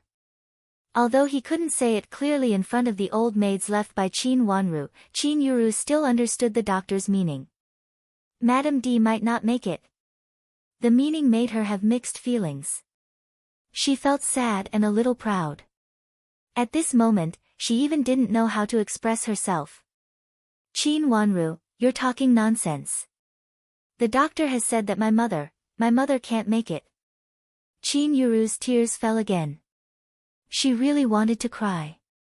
Qin Wanru took a deep look at Qin Yuru and said, Big sister, why are you shouting? Instead of saving Madame D, you hurt her neck. What do you want to do? Don't you want to save Madame D again? Qin Yuru trembled in her heart, but her face was livid with anger. She pointed at Qin Wanru and said with anger and hatred, Qin Wanru, you're slandering me. How can I not want to save my mother? It's you who forced my mother to be like this. Now several granduncles are here. Please be the witnesses. Ask them to go inside and see my mother's situation clearly. Qin Wanru looked at her and frowned slightly. A trace of hesitation flashed through her watery eyes. It seemed that she couldn't find a reason to stop them at the moment. Qin Yuru saw a good opportunity.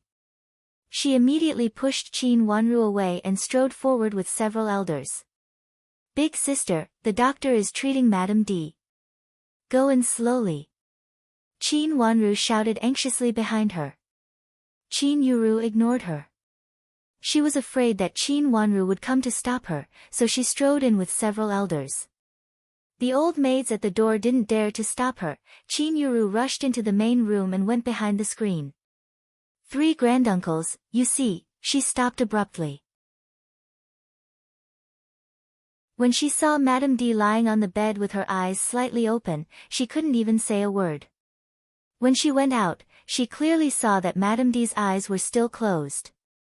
How could she open her eyes in such a short time? At this time, the 3 granduncles also rushed in. When they saw Madame D lying on the bed and obviously awake, they looked at each other and didn't say anything for a while. Madame D, who was lying on the bed, looked really messy. However, at this time, the people in the room had cleaned her up. The high collar also covered the mark on her neck. Except for the fact that she was very weak, there was nothing wrong with her. She was awake. The doctor brought by Yuchie was withdrawing a needle in his hand. Just now he came in and saw that Madame D was still in a coma and couldn't be treated, so he took out the needle to wake Madame D up. Madame D was awake at this time, but her whole head was dizzy. She didn't know where she was and even had a feeling that she didn't know what to do. Her consciousness was still in the scene when Qin Yuru rushed in and hugged her. She felt pain all over her body, especially in her throat. She could only make a sound, but even so, she didn't dare to make more sounds. How is Madame D?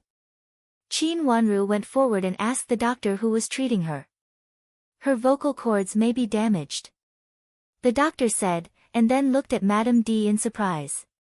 He murmured to himself, it is a little impossible. If it is really damaged, I am afraid that this madam can't survive.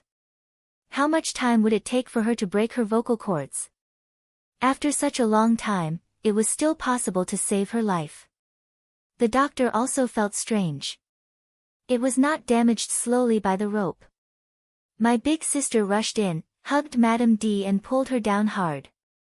Madame D's throat was damaged because of the rope. Qin Wanru explained in a low voice. Qin Yuru panicked and shouted sharply, Qin Wanru, you are talking nonsense. Whether it is nonsense or not, all the people who were there at that time know. We can ask someone to check whether the injury was sudden or slowly penetrated. Qin Wanru said calmly, I heard that there are some experienced doctors in the government office who can tell what caused the injury. Madame D's neck is injured, so they should be able to tell. Qin Yuru's words made Qin Yuru more panicked, and her face changed greatly. Qin Wanru, my mother is not dead yet. You ask a doctor to come here. Do you want my mother to give way to Shui Rulan as soon as possible? Big sister, why do you always like to jump to conclusions? Madame D is fine. You say you have something to do and want to see her injury. You say I don't want her to be well. What do you mean? Qin Wanru said with a helpless expression. You forced my mother to die. I will definitely tell my father. Qin Yuru covered her face with her handkerchief and cried again. Big sister, why do you say that? My mother and I didn't know that Madame D hanged herself. The reason why Madame D became like this is that you didn't save her in time. Why does this matter become our business now? Just now you didn't ask the doctor to treat Madame D in a hurry. It was I who went to ask a doctor with excellent medical skills to save Madame D. You didn't do anything, but you became the good one. Qin Wanru said calmly. Several elders who wanted to interrupt looked at each other at this time and thought that they should wait and see first. The current situation was different from what they had expected. After suffering a small loss from Qin Wanru, several elders became cautious and didn't dare to say anything at will. Qin Wanru, no matter how eloquent you are, it's useless. The truth is right in front of you. Mother became like this because she ate the poison cakes. Nanny Zhou also found out that many people ate cakes, but only mother had an accident. Only Shui Rulan could be so powerful in this courtyard. It was Shui Rulan who poisoned mother.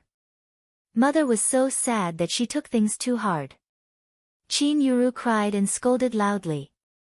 Qin Wanru's face darkened. Are you sure that Madame D used the poison cakes? Can it be false? If my mother was not feeling well and spat everything out, I'm afraid she wouldn't have to hang herself and would have died directly. My mother was about to leave the mansion. Why didn't you spare her life? You are really too vicious. Qin Yuru cried again.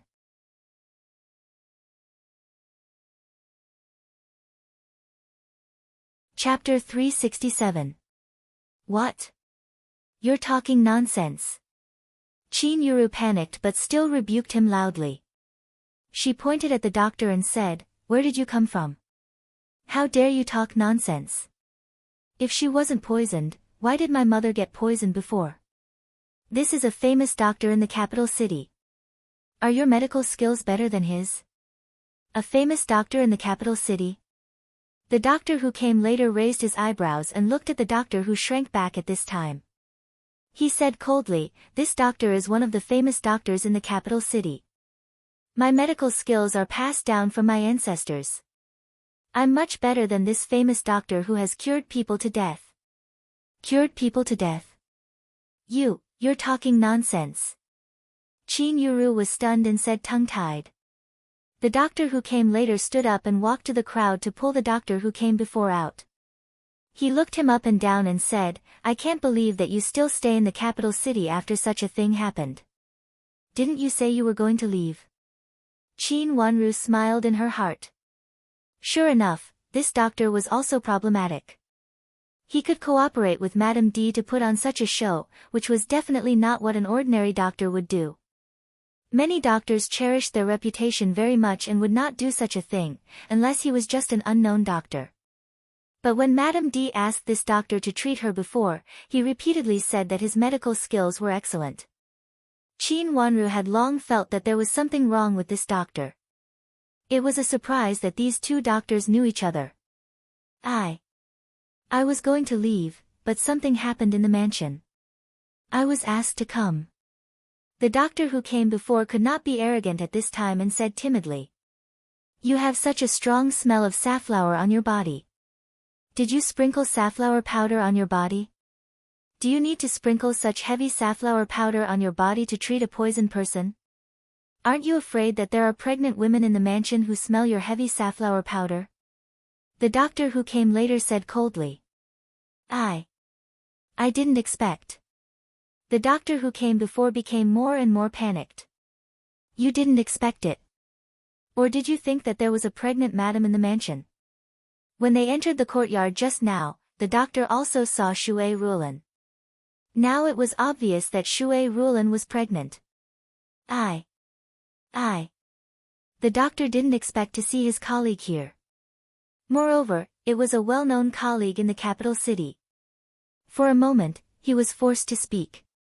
His face turned red and he shouted anxiously, I'm really here to see a doctor. How could I have thought of such a thing in a panic? Then why did you sprinkle safflower on your body? The doctor who came later did not intend to let go of the doctor who came before. I was sorting out the herbs at home and accidentally spilled the safflower powder. The previous doctor had to answer, and the reason he gave became more and more strange. Spilled the safflower powder. Qin Huayong's voice came from behind. Shui Rulan, who was originally held by him, was pushed back by him and said in a low voice, Go to the yard first. As soon as Qin Huayong returned to the mansion, he heard that something had happened in the mansion. Madame D hung herself because Shui Rulan could not tolerate her. No one knew whether she was dead or alive. Hearing the news, Qin Huayong hurried over. Although he had no feelings for Madame D, if Madame D really died, it would be troublesome. The old madam of Duke Yong's mansion was not easy to deal with. She might make trouble. The conditions that he had negotiated with Duke Yong's mansion would also be invalid. He hurried to the Yulan pavilion. When he entered the door and saw Shui Rulan sitting in the yard, looking very leisurely, Qin Huayong was a little angry. No matter what, it was related to Shui Rulan. But now she was sitting outside so leisurely and did not go to guard Madame D. Qin Huayong even suspected that what the servants said before was true. Could it be that Shui Rulan secretly manipulated the previous things, which made Madame D lose her mind and make mistakes again and again, and Qin Yuru's reputation was ruined? Seeing Qin Huayong coming, Shui Rulan hurried over to greet him. Qin Huayong just snorted coldly and took Shui Rulan into the room. When she heard what the doctor said inside, she knew that she had wronged Shui Rulan. The doctor who came to see her was full of safflower smell. She could not stay in the room at all. Shui Rulan looked up at Qin Huayong and reached out to touch her belly gently. Her eyes became dim. Hearing Qin Huayong asked her to leave, she glanced at him, nodded and turned to leave. Madam, let's go sit somewhere. Qianghua whispered. Shui Rulan took a deep breath and suppressed the pain in her heart. She reached out to touch her belly gently and went to the stone stool where she sat before. Even if she had nothing, she still had a child. She suppressed the complicated feelings in her heart and tried to calm herself down and not be disturbed by external things. Wanru was right. She could not let her child be lost. For the sake of her child, she could think of everything. Father, Mother can't hold on anymore. You come at the right time. Come and see Mother. Why does she want to commit suicide? Seeing Qin Huayong coming, Qin Yuru rushed to him, grabbed his clothes and burst into tears. She cried so hard that her voice was a little hoarse. Her eyes were red and swollen, and even her hair was messy. She looked extremely pitiful. Qin Huayong had never seen Qin Yuru like this. He felt a little sorry for her, so he followed her and pulled Madame D to him. Qin Wanru's eyes fell on Qin Huayong's face. She felt a flash of heartache. Her long eyelashes fell slowly, and her eyes were almost calm. Then she looked up slowly, and her eyes were calm. Seeing Qin Huayong coming, Madame D finally moved a little. She reached out to press her chest, as if she wanted to say something. However, she could only make a painful hee-hee sound in her throat. She couldn't say a complete word. Mother.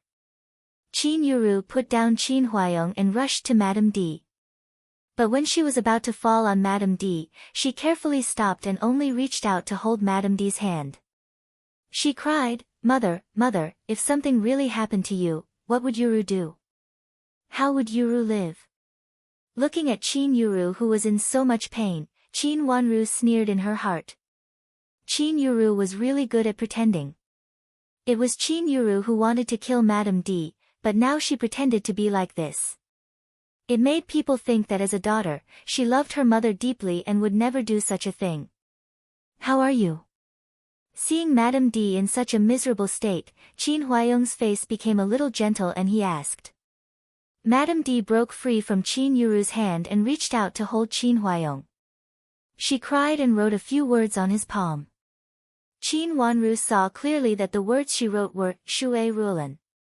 At this time, Madame D still did not forget to frame Shui Rulan. Qin Wanru sneered in her heart.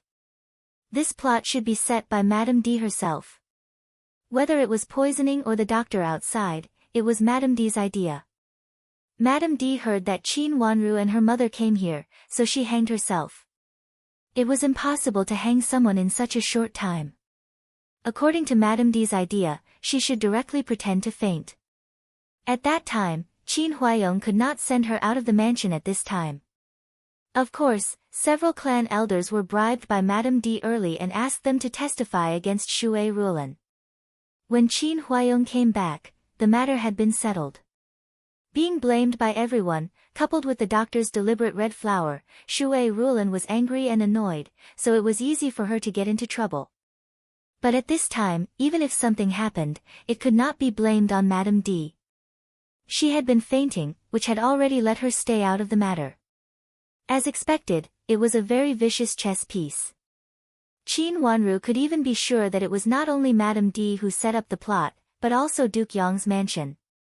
Madame D, who had just been released for a day, could not set up such a big plot so quickly. But she did not expect that Qin Yuru actually wanted her to get more benefits by killing her. Madame D was dead. Even if Shui Rulan was really innocent, it would be difficult to settle this matter. It was bound to be a lose-lose result, or even worse. "Father, it was Madame Shui who poisoned me first. Mother couldn't bear it and wanted to die first." Qin Yuru cried.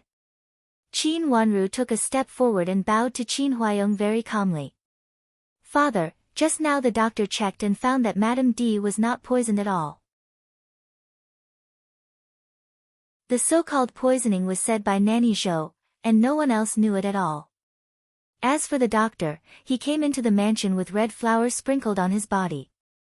Father, please find out the source of the red flower on his body." As for the 3 clan elders, Qin Wanru did not mention them. They were also old and shrewd. She had scared them once before, so this time they would not act rashly. They were the kind of people who would not act rashly until they saw the rabbit. As long as she had the upper hand here, these clan elders would not step in rashly. "Not poisoned?" Qin Huayong frowned. Madame D shook Qin Huayong's head hard. Her tears fell down one by one, and she looked very pitiful. "Qin Wanru, you are slandering me." Qin Yuru was difficult to talk to. She pointed at Qin Wanru and scolded her while crying. "Father, if you don't believe me, you can have someone investigate." Qin Wanru said unhurriedly. Madame D was so vicious to others, but she couldn't do it to herself.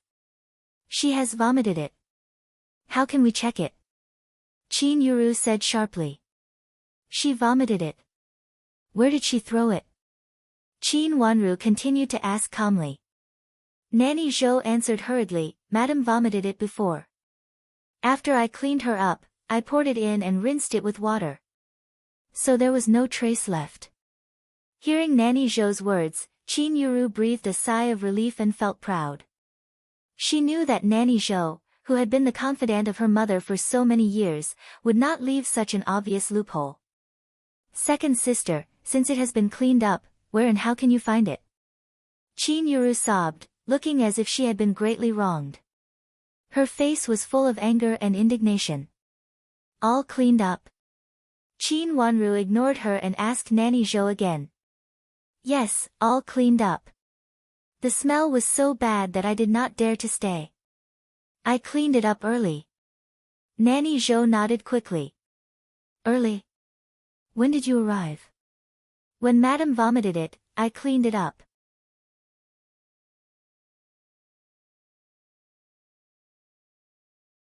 Chapter 368. Nanny Zhou's question was too detailed, and Qin Wanru seemed to want to find out the stains at that time. But these didn't exist. Nanny Zhou was a little flustered.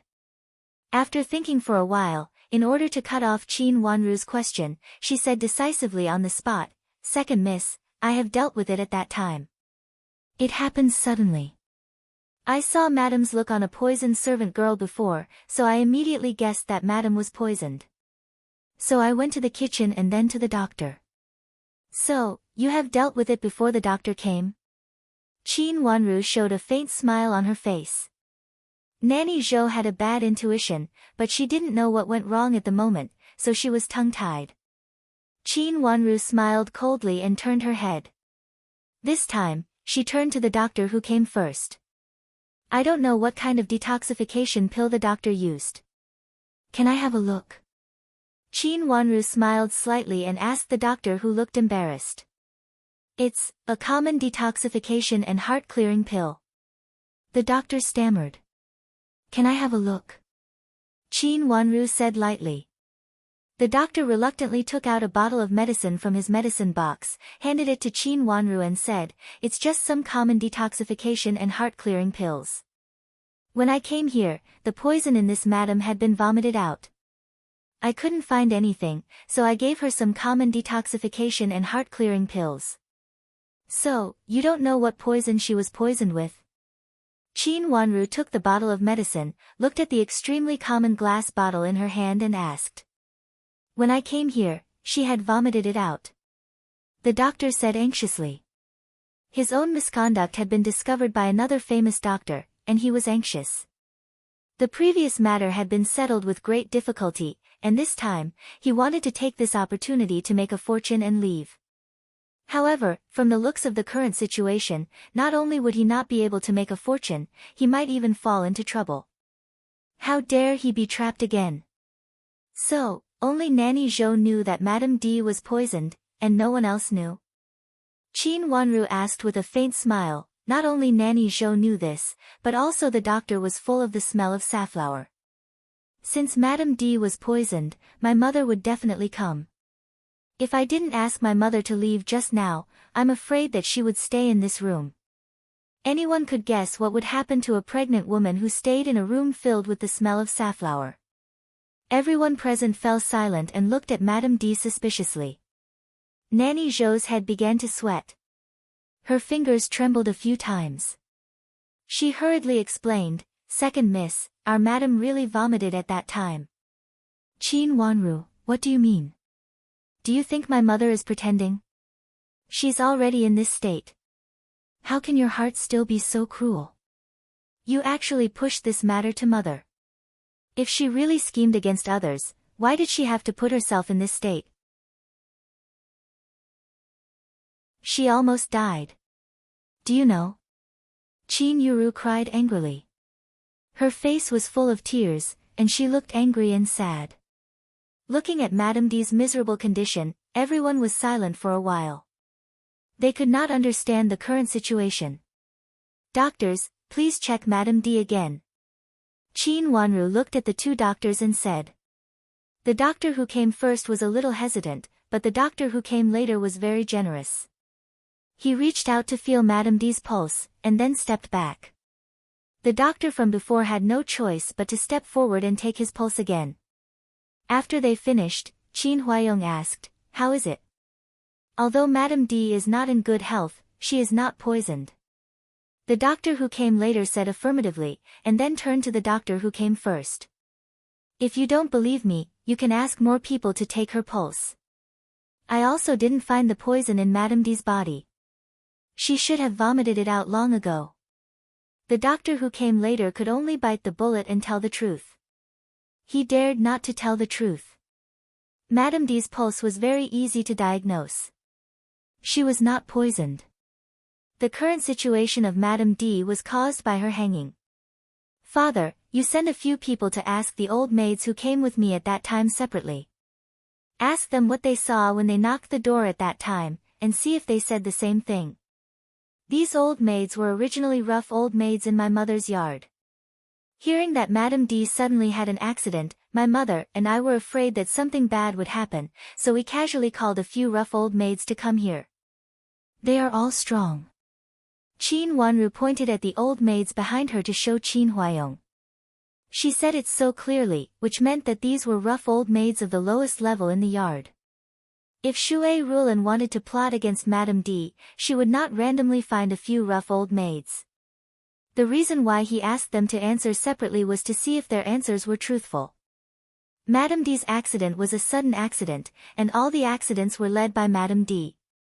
Even after Madame D took things too hard and wanted to commit suicide, it was mainly based on Madame D's own will. Shui Rulan was adapting to the situation.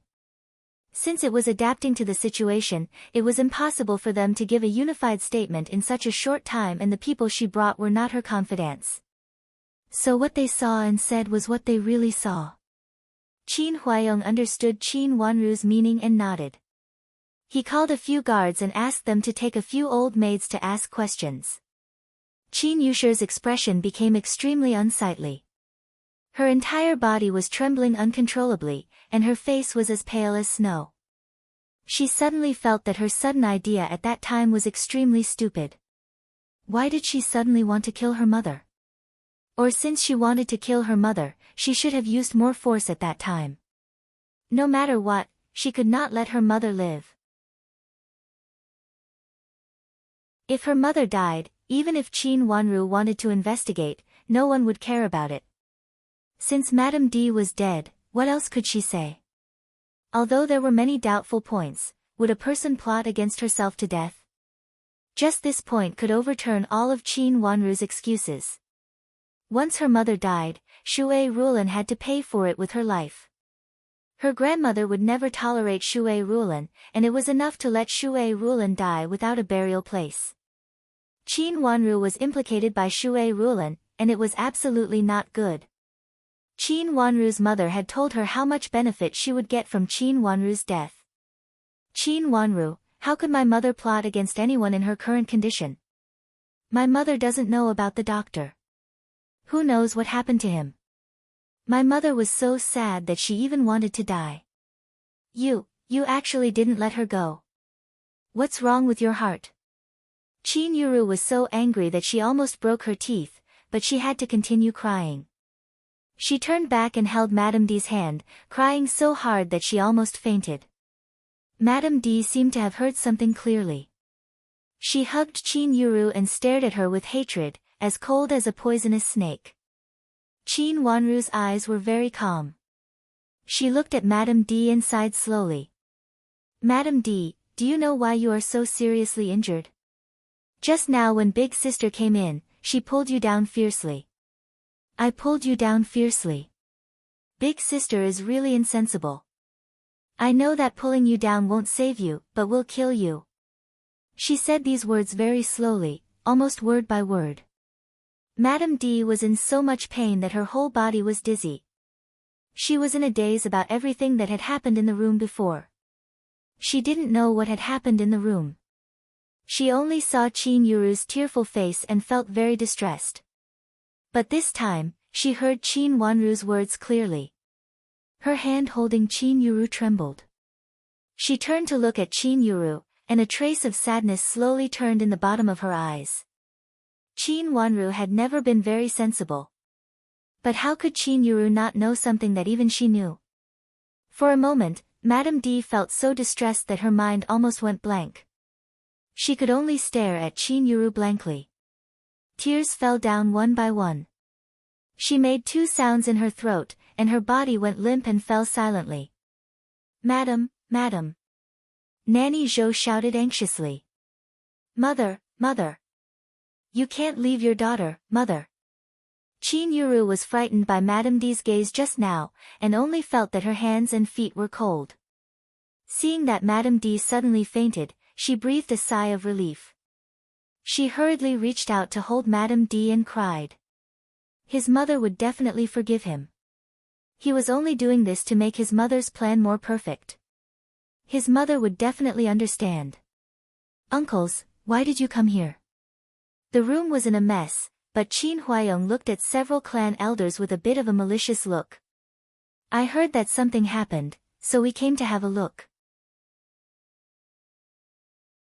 Since nothing serious happened, we will leave. The clan elders were all smart people. They knew that Qin Huayong was angry and wanted to drive them away, so they immediately said with a smile. In this situation, there was nothing for them to do. Even if they stayed, it would be useless. This was clearly a fight in the inner yard of Qin's mansion, and Madame D was the defeated party. If they intervened, not only would they not get any benefits, but they would also make Qin Huayong hate them. Qin Huayong was now the leader of the Qin family, and other clansmen still needed Qin Huayong's help. Naturally, they dared not to use their seniority to suppress Qin Huayong and make him unhappy. Please. Qin Huayong stretched out his hand inexplicably, and the 3 clan elders hurriedly nodded and left. It was good enough that Qin Huayong did not investigate them. If he continued to investigate, they themselves would not be clean. Come on, take this doctor to find out the cause of safflower. Qin Huayong looked at the doctor before with an unknown meaning. A guard came out from the side, reached out to take the medicine box for the doctor, and said politely, please. Although he said politely, his expression was stern, and his eyes were cold. There was a bit of killing intent in his eyes. These guards who had been following Qin Huayong were the personal guards he brought from Jiangzhou. Different from ordinary guards, they had really been to the battlefield and killed people. Their killing intent could not be hidden even if they wanted to. With such a heavy killing intent, they smiled gently at the doctor. This kind of strange feeling made it seem that they were not sending the doctor home, but sending him to the road of death.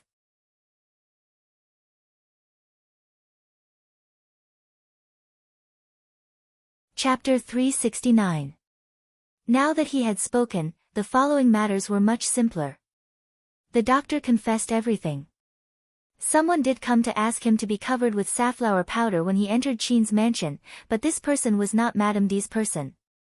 That person told him that when Nanny Zhou from Qin's mansion came to invite him, she asked him to treat Madame D. When he arrived there, he did everything according to Nanny Zhou's instructions. He treated Madame D a while ago, so he was familiar with Nanny Zhou. When he came to Madame D, he saw that Madame D was very weak, but there was no sign of poisoning.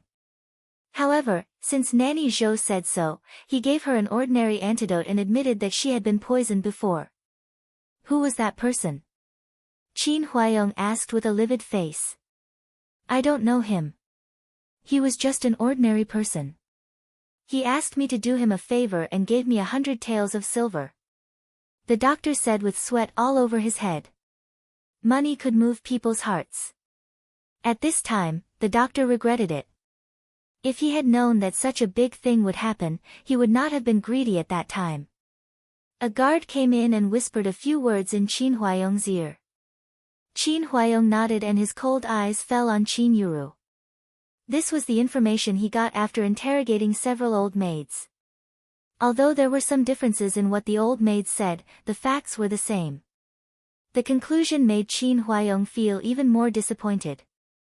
The previous hanging scene of Madame D was more like a show. But when Qin Yuru rushed in and pulled Madame D, she really got into trouble. Yuru, what do you think about your mother? Qin Huayong said coldly. Qin Yuru knelt on the ground, trembling all over. Her hands were shaking so much that they almost didn't belong to her. She almost leaned on Madame D's body. She raised her face and tears fell down one by one. Father, father, she felt like falling into an ice cellar. Ha, ha. Madame D's voice sounded with difficulty, which made people's hair stand on end. No one knew when she woke up again. She half-hugged Qin Yuru with difficulty, looked at Qin Huaiyong fiercely, and then turned to Qin Wanru. Obviously, she wanted to protect Qin Wanru. Wanru, take your mother back. Qin Huaiyong waved his hand. Father. Qin Wanru didn't retreat obediently this time. She knelt down with a plop sound, and her eyes were cold. She clasped her hands tightly. In her previous life, she had never disobeyed Qin Huaiyong's will and sincerely regarded him as her father. Even if she fell into that situation later, she had never blamed Qin Huaiyong. But in this life, she would not walk the same path as her previous life. The so-called kinship, if it was only her kinship, she would rather get rid of it early, instead of giving her a trace of warmth when she needed it, and using her as a bargaining chip when she didn't need it. Father, please send me and mother back to our hometown. Her big black eyes were filled with determination, but at the bottom of her eyes were tears. There wasn't much to say, but it made the room quiet down. Everyone couldn't help but hold their breath. After a moment of silence, Madame D made a painful hee-hee sound again. She sounded a little anxious, as if she wanted to say something but couldn't. Yuru, apologize to Wanru. Qin Huaiyong's voice broke the strange sound. Father. Qin Yuru looked at Qin Huaiyong with tears on her face. She was the eldest daughter of the legal wife in the mansion, and she had always been proud of herself. If she did this, how could she face others in the future? It was simply a great shame for her. Hurry up and go. Qin Huaiyong said sternly. Qin Yuru was scared and trembled.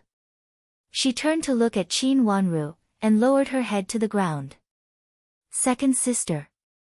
I really misunderstood you, but I really didn't know. After saying that, she was ashamed and burst into tears. Big sister, it's not me who needs to apologize, it's mother. If mother is dragged in this room today, I'm afraid that not only mother will be in trouble, but also the child in her belly will be in trouble. Qin Wanru said coldly.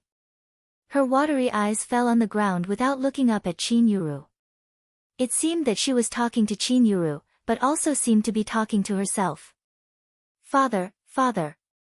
Qin Yuru looked at Qin Huaiyong with tears and begged. Go. Qin Huaiyong waved his hand unmoved. There was coldness in his eyes, without any pity that Qin Yuru hoped to see. Madame D reached out to hold Qin Yuru tightly, as if she didn't want Qin Yuru to go. At this time, Nanny Zhou could only reach out to hold her hand to stop her from holding Qin Yuru. Qin Yuru staggered to get up and walked out. When she reached the door, she suddenly turned her head with tears on her face, looked at Madame D, and cried sadly, Mother. Then she ran out. In the courtyard, Shui Rulin sat quietly on the stone bench, watching Qin Yuru run out in a mess with cold eyes. Madame Shui, I misunderstood you. I apologize to you. Qin Yuru walked to Shui Rulin and knelt down with tears falling like rain. First miss, please get up. I only hope that such things will not happen again. Shui Rulin was silent for a moment, lowered her head to look at her and said. Qianghua came to help Qin Yuru up. Qin Yuru looked back and saw Qin Huaiyong in the corridor with a cold face. Then she saw Qin Wanru standing beside Qin Huaiyong. She covered her face with her sleeves and ran out in tears. Qin Wanru stood in the corridor and watched Qin Yuru leave in tears. Then she walked to Shui Rulin. She was thin with a pair of beautiful watery eyes showing some calmness. Although she looked childish, people felt that there was an inexplicable coldness in her beautiful little face. She was so tenacious that it made people feel sorry for her. Just the silhouette of her silhouette made people feel that although her steps were steady, she was lonely and helpless.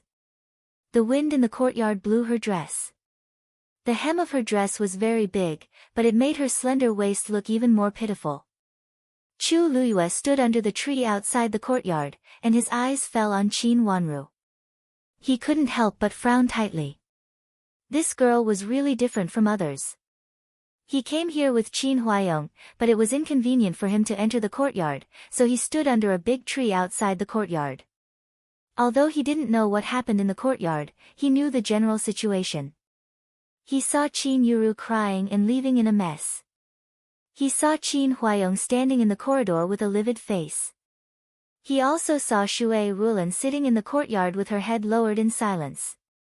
In the end, these people's faces faded away, leaving only this girl who looked a little aloof in the wind. She was thin and straight, and the wrapped skirt made her look more petite. Her small face, which should have been lively and charming, was cold. She was obviously very sad, but she was enduring it silently. There were no traces of tears, but it made people feel that her body was not calm. There was not a trace of expression on that overly bright and beautiful little face. It was as if there was no emotion at all. Or it could be said that there was no dispute at all. Even Qin Huayong couldn't help but show his anger at this moment. However, she had isolated everything from herself. Yes, it was as if all the disturbances just now were other people's business. She only coldly endured all her sorrow and sadness. At this moment, Chu Luiyue felt that he really remembered this girl for the first time. She was so small that he didn't care about her at all, but inexplicably she made him remember her. It was also the first time that he found that she was so beautiful that all the scenery lost color. She was even not inferior to Xiao Yanru. Xiao Yanru, who was a peerless beauty, was not only his favorite, but also had other intentions. Therefore, he chose Xiao Yanru and tried his best to marry her. She was backed by Duke Xing's mansion. With these reasons, Chu Luiyue had determined his heart very early. But at this moment, he was shaken, and his eyes involuntarily turned dark. She was just the daughter of a small general's mansion, and she was a girl picked up from nowhere. She couldn't be his princess, but if she was a concubine, he could consider it. After all, Qin Huayong was not unattainable in the future. Mother, let's go. Qin Wanru walked to Shui Rulan and said softly. Let's go. Shui Rulan nodded and stood up. Maybe because she sat for a long time, her body shook, and Qin Wanru hurriedly reached out to help her. Mother, are you okay? I'm fine, let's go. Shui Rulan knew a little and said softly. They walked out together holding each other. When they went out, Qin Wanru felt a burning gaze. She looked up and saw Chu Luiyue looking at her thoughtfully. She slightly bowed sideways, turned around and left with Shui Rulan. Behind her, Chu Luiyue looked thoughtful. Qin Huayong tidied up his clothes in the corridor and calmed down his anger. After sending away the last doctor, he also walked out of the yard slowly, saluted to Chu Luiyue and said, Prince Yu, sorry to keep you waiting. I didn't wait for a long time. It's okay. Chu Luiyue came to discuss the city defense for a period of time with Qin Huayong. During the spring festival, the public security was often a little chaotic, and accidents were easy to happen. Today, the emperor asked Chu Luiyue and Qin Huayong to deal with this matter, so Chu Luiyue came to Qin Huayong's mansion. However, as soon as he entered the mansion, he heard that something bad happened to Madame D. Qin Huayong originally wanted to take Chu Luiyue to the study, but Chu Luiyue said that there was no need to trouble him and let him deal with the affairs of the backyard. Then he followed Qin Huayong in unhurriedly. Seeing that he was dressed in gorgeous clothes and followed Qin Huayong in, the people of Chuehua Gate naturally did not dare to stop him. Your Highness Prince Yu, please. Qin Huayong stepped aside and stretched out his hand. Chu Luiyue nodded, turned to walk out, and asked casually, Is that General Qin's second daughter? Yes. Qin Huayong nodded. She looks very special. May I know how old she is? My daughter is just 11 years old. Qin Huayong knew what Chu Luiyue meant, so his eyes twitched and he answered carefully. She is a rare pearl with fairy dew. Chu Luyue praised. Qin Huayong understood what he meant and said with a helpless smile, "She is just a child who is not very sensible. She is a little angry with her mother because of what happened just now."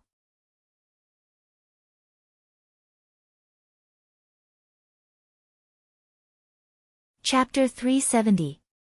It is inconvenient for Madame D to move in her current condition. I have gone to invite my brother-in-law just now. She has to take good care of herself first, Qin Huayong said with a wry smile. At this time, he could not send Madame D away in any case.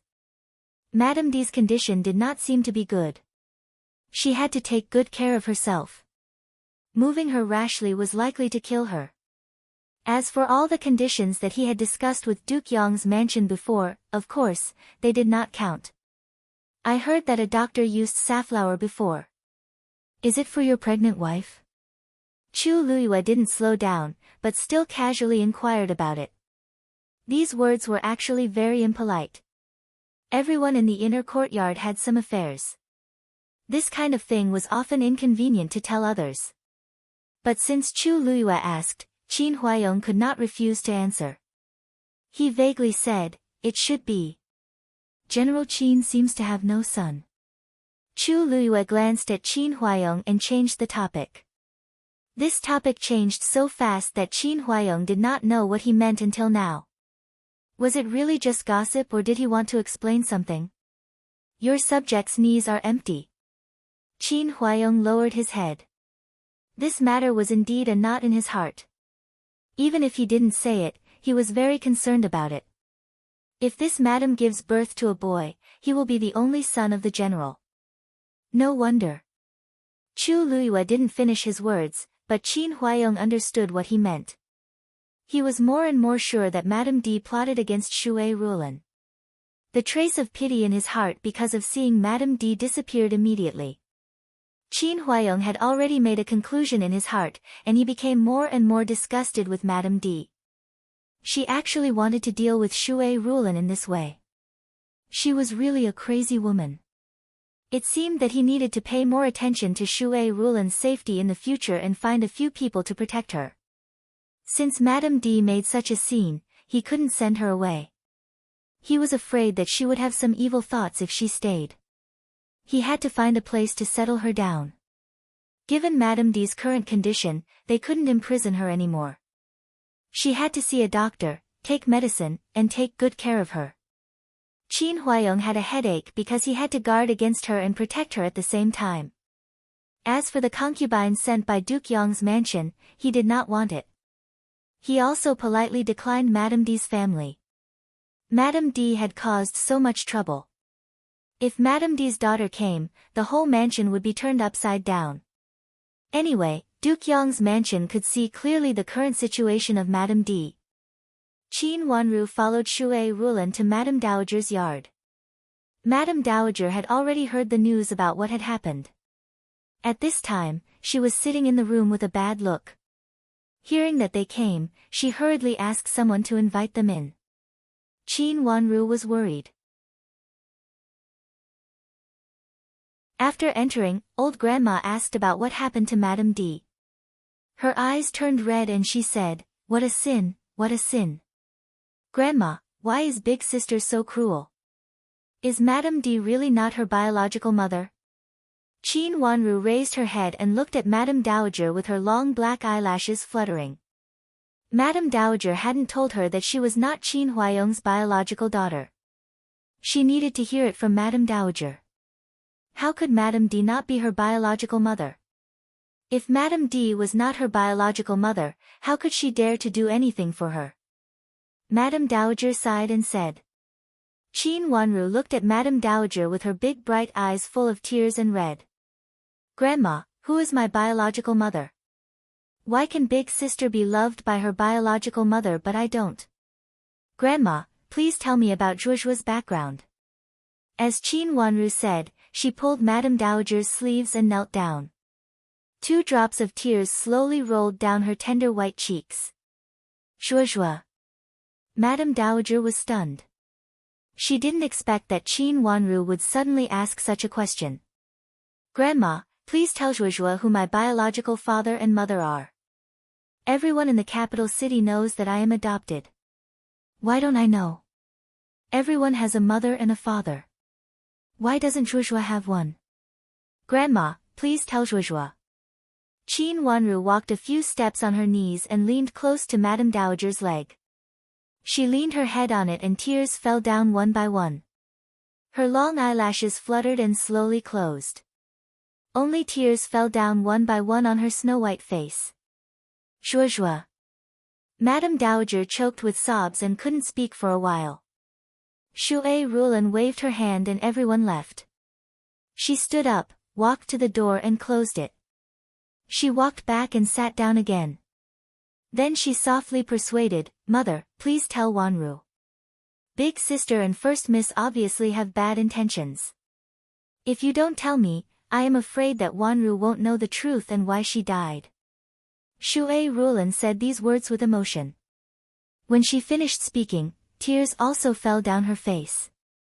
Qin Wanru cried loudly. These words hit her heart like a huge thunder. Didn't it mean that she wouldn't know the truth even when she died? In her last life, she was really like this. Not to mention that she died so miserably, she didn't even know why she died.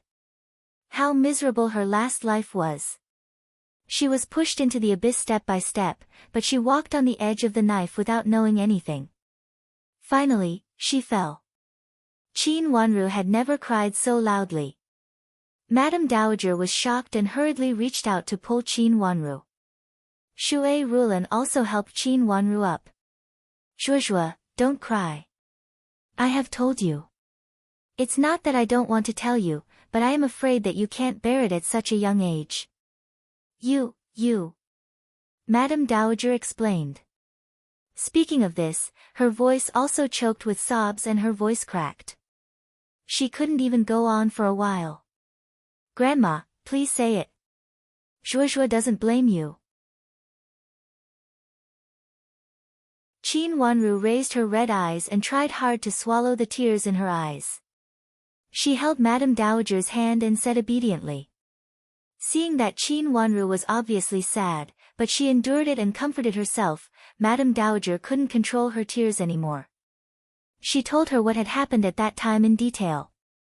Qin Wanru's origin, the reason why she was adopted, and her father died to save Qin Huayong.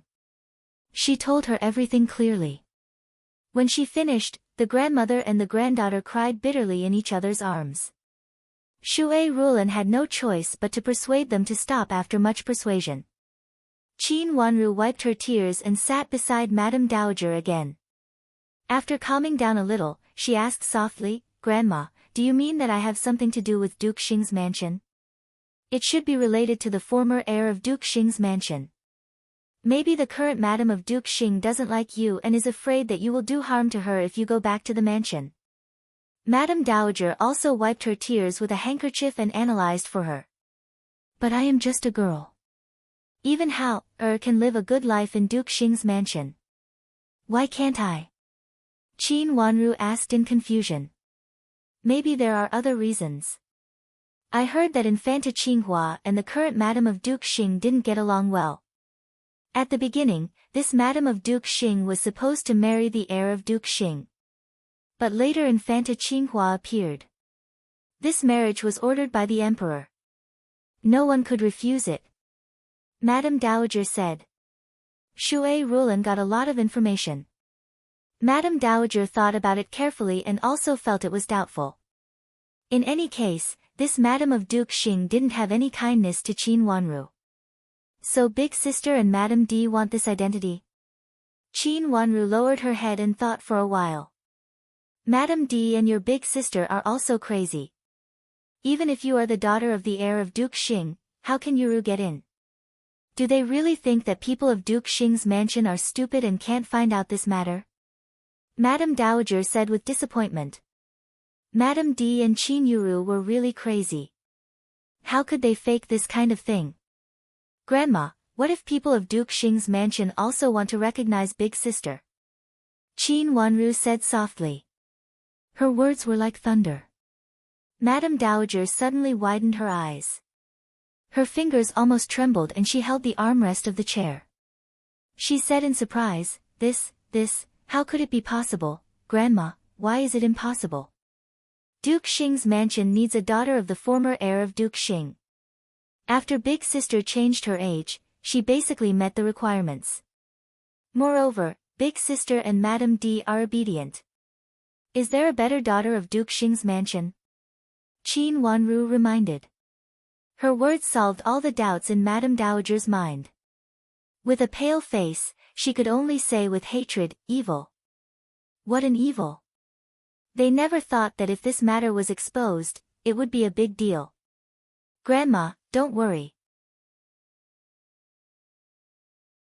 This is just my guess. In fact, it is not necessarily true. Now Madame D is like this. Even if she wants to talk, she can't. She will definitely not plan with Big Sister. Seeing that she scared Madame Dowager, Qin Wanru hurriedly comforted her. What a sin, what a sin. Madame Dowager sighed deeply. She seemed to be much older all of a sudden and looked miserable. Mother, don't be sad. Don't worry. You still have me and Wanru. Shui Rulan also reached out to hold one of Madame Dowager's hands and comforted her. Zhuozhuo, don't blame your father. He and I are worried about you. We are afraid that you will be sad when you know the truth. Originally, your father and I didn't intend to tell you about it. We only planned to raise you as our own child. But now, we have a detailed understanding of your parents' matter. If we don't tell you, others will take advantage of it. Madame Dowager looked at Qin Wanru with pity in her eyes. Grandma, I know. Qin Wanru lowered her head to hide the tears in her eyes. She had always known that Madame Dowager treated her well. From the last life to the present, Madame Dowager had sincerely raised her as her own granddaughter and protected her wholeheartedly. She wanted to repay her biological father for saving Qin Huayong in those years. But some people felt that the kindness had already disappeared with the wind. Madame Dowager, First Miss Qi and First Young Master Qi are here. Nanny Duan's voice suddenly came from outside the door. Qi Rongji and Qi Tianyu. Qin Wanru was stunned for a moment. Why would they come at this time? It was really surprising. The two mansions basically had nothing to do with each other now, so there was no need for them to be so close. Didn't the general invite First Young Master Qi over? Madame Dowager asked after wiping her tears with a handkerchief. The general has a distinguished guest. He said that the two families are on good terms, so there is no need to be too cautious. So he invited them to Madame Dowager's place. Nanny Duan answered. Good terms? How could the two families still be on good terms after such a thing happened? Qin Wanru was very surprised by this statement, but it was not appropriate for her to say it at this time. She looked at her somewhat messy clothes and said, Grandma, I will go inside to tidy up.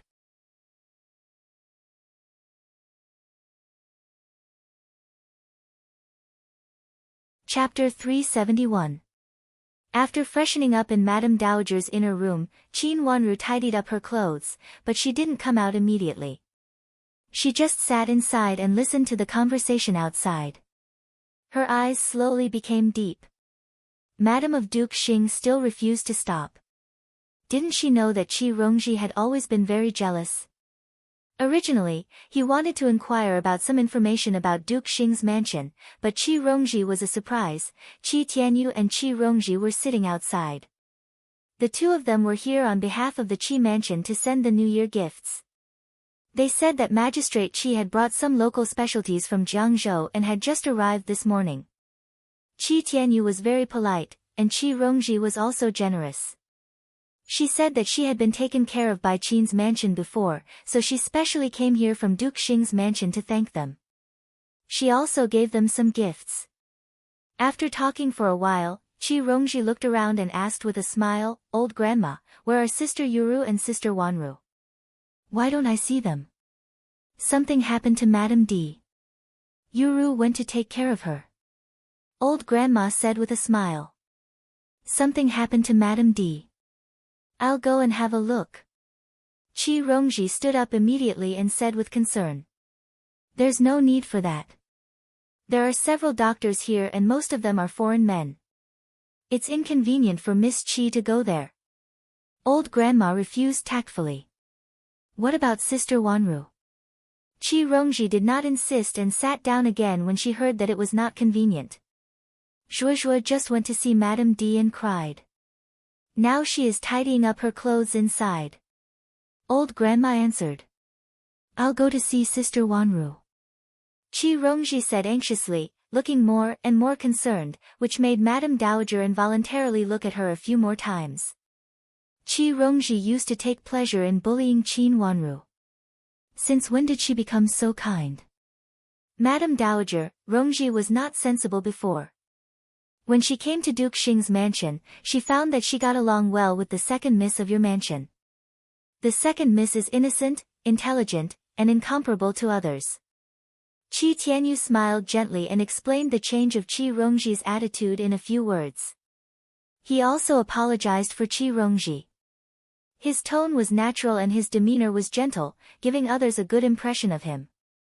Qi Rongji stood up cooperatively and bowed deeply to Madame Dowager. She looked guilty and said, Madame Dowager, I was not sensible in the past and made Sister Wanru feel wronged. You're welcome, Miss Qi. Qin Wanru appeared at the door of the inner room, looked at Qi Rongji and said softly. Her words were polite, and her attitude was neither distant nor close.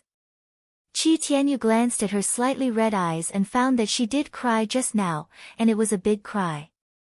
Qi Tianyu had been with Qin's mansion for so many years, but he had never seen Qin Wanru's eyes so swollen. His eyes involuntarily became a little darker. Sister Wanru, what's wrong with you? Were you bullied? Qi Rongji also saw Qin Wanru's red and swollen eyes and immediately cried out in surprise. He came over and reached out to hold Qin Wanru's hand affectionately. Qin Wanru calmly stepped back to avoid her hand. She bit her lips, and the corners of her red lips turned white. Miss Qi, I'm sorry that I can't accompany you. I have to go back to rest first. After that, she said goodbye to Madame Dowager and Shui Rulin sideways. Both of them nodded and could tell that Qin Wanru was not in a good state. Sister Wanru, what happened? Qi Rongji reached out and pulled Qin Wanru's sleeve again. She tilted her head to look at her face, and her face was full of concern. Madame Dowager, can I send Sister Wanru back? I won't disturb her rest. I'll come back after I send her back. Qi Rongji turned to Madame Dowager and said earnestly. Madame Dowager hesitated and looked at Qin Wanru without saying anything. Madame Dowager, let Rongji accompany Second Mississippi. This time she came mainly for Second Miss Qin. She may have something to tell Second Miss Qin. Qi Tianyu also begged. Okay, then I'll have to trouble Miss Qi. Seeing that they all said so, Madame Dowager said helplessly and looked at Qin Wanru. Qin Wanru nodded silently. Then the two of them walked out together. At first, they were very silent. After walking out of the courtyard for a distance, Qi Rongji turned to Qin Wanru who was walking side by side and asked, Sister Wanru, what happened? Why are you crying like this? Did Qin Yuru really bully you again? Tell me. Don't worry, I can help you now. Looking at Qi Rongji who was so righteous, Qin Wanru blinked her watery eyes and said with a trace of sarcasm, it's just some family affairs. I don't want to trouble you. What do you mean by don't trouble you? When you were in the mansion, you took care of me. Although our relationship was not very good when we were in Jiangzhou, it was because I listened to Qin Yuru and bullied you on purpose. Now I completely understand the reason why our relationship is so bad. It's all because of Qin Yuru. Qi Rongji said angrily. Do you still remember when we met for the first time? At that time, our relationship was very good. We would do anything delicious and fun together. Seeing that Qin Wanru was silent, Qi Rongji said again. Don't you have a good life in Duke Xing's mansion? Qin Wanru didn't want to pay attention to her memory of the past and asked lightly. Her voice was a little more hoarse than usual. Very good, how can it not be good? Madame of Duke Xing likes me, and so does old Madame of Duke Xing's mansion. She gave me a lot of things before. Qi Rongji laughed loudly and sounded very complacent. If it's really good, you shouldn't be here now. Doesn't Duke Xing's mansion need to worship ancestors? Now you are the adopted daughter of Madame of Duke Xing, shouldn't you be prepared? Even if you are not really registered under the name of Madame of Duke Xing, your parents are not around, so you should worship ancestors with Madame of Duke Xing, your adopted mother. When Qi Rongji stopped laughing in an exaggerated voice, Qin Wanru immediately exposed her mercilessly. Qi Rongji's smile froze on her face. After a long time, the smile turned into anger. It's all because of your good big sister. At this time, I should stay in Duke Xing's mansion and wait to worship ancestors. Madame of Duke Xing asked you to come here? Qin Wanru asked lightly. It's old Madame of Duke Xing. Qi Rongji gritted her teeth and said with hatred.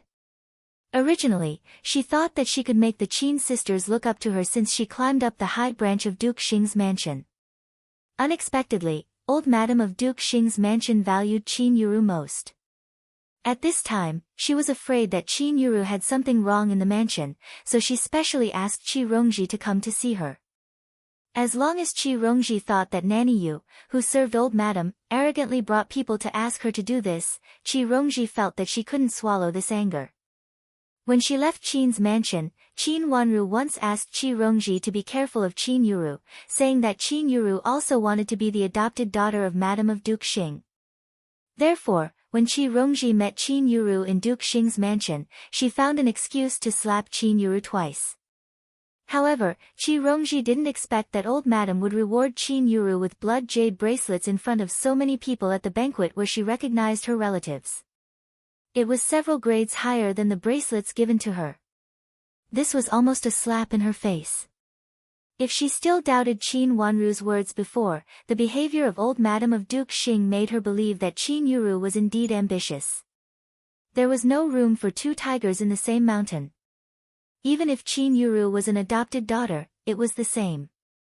If Madame of Duke Xing recognized too many adopted daughters, Qin Yuru would not be valuable. How could Qi Rongji allow Qin Yuru to have a chance to enter Duke Xing's mansion?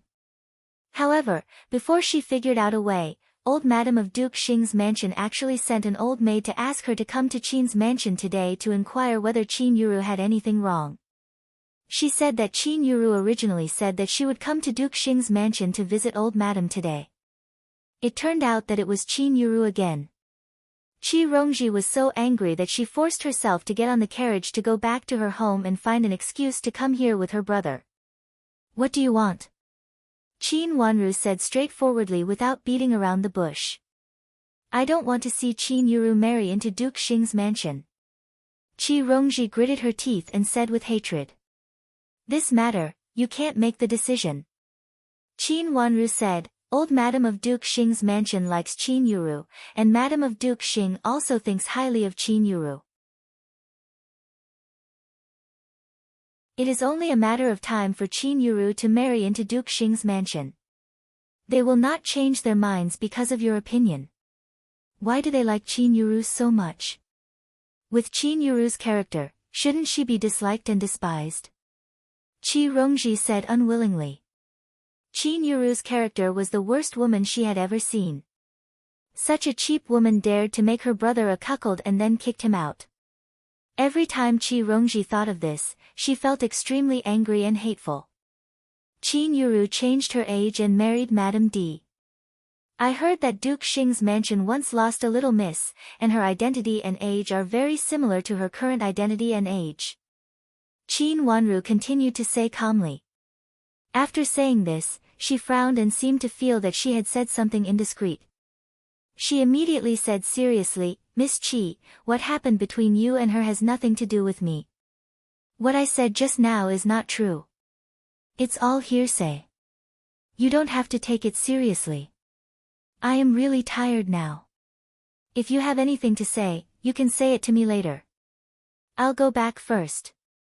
After saying this, she quickened her pace and left in a hurry, as if she had said something wrong and fled in panic. Qi Rongji was stunned and didn't respond with her eyes wide open. Qin Wanru's words were so shocking that she couldn't believe what she had heard was true. What did Qin Wanru mean? Qin Yuru wanted to be a lost miss of Duke Xing's mansion. What did it mean? Why didn't she understand it? Did it mean that Qin Yuru wanted to pretend to be the real miss of Duke Xing's mansion? Qi Rongji felt that her whole head was buzzing. It seemed that she had grasped something but didn't grasp it at the moment. When she came to her senses and wanted to ask Qin Wanru again, Qin Wanru had already left without a trace. Standing where she was, Qi Rongji's face changed from jealousy to anger. After stamping her feet where she was, she turned around and ran to Madame Dowager's Xining pavilion. She remembered that her brother had evidence. Her mother had mentioned to her in a letter that it had something to do with Qin Wanru.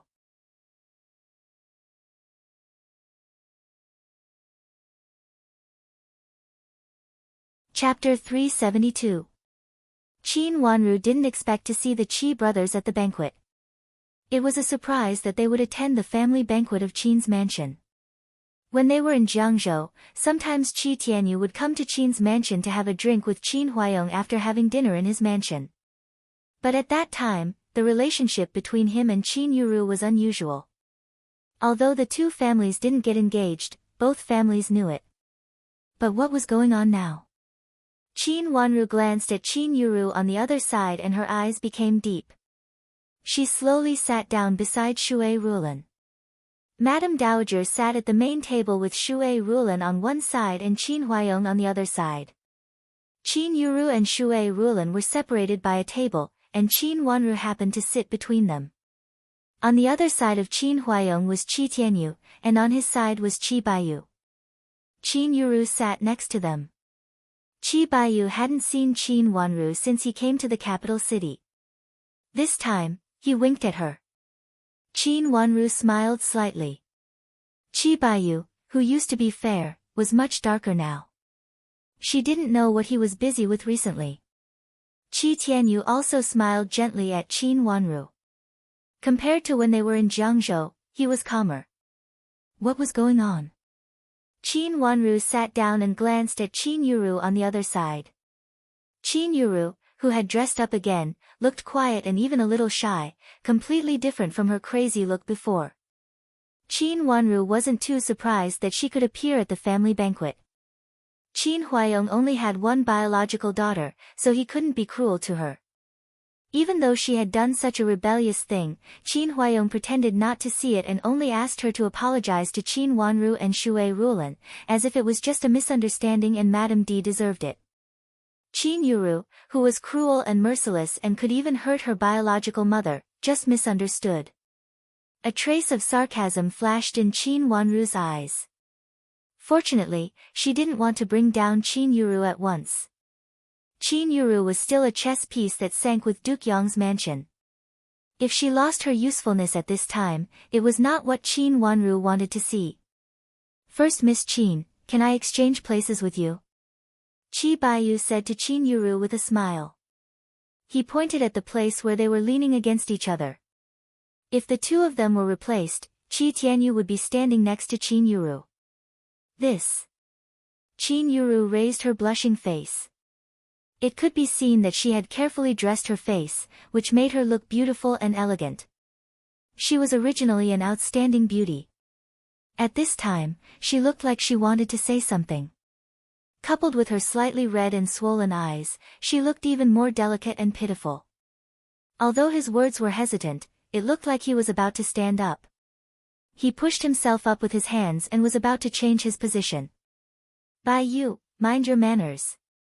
Qi Tianyu scolded. Qi Baiyu looked at Qi Tianyu helplessly. Big brother.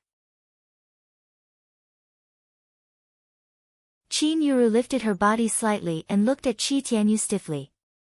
There were tears in her eyes. First, Miss Qin, please sit down. Baiyu is not sensible and is talking nonsense again. Now is not the time when we were in Jiangzhou. Everyone has grown up.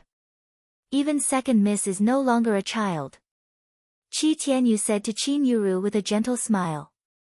His words were extremely polite. It seemed that there was really nothing between him and Qin Yuru, and there was no longer any connection between them. Previously, when they secretly hugged each other behind the rockery in the mansion, there was no longer any trace left.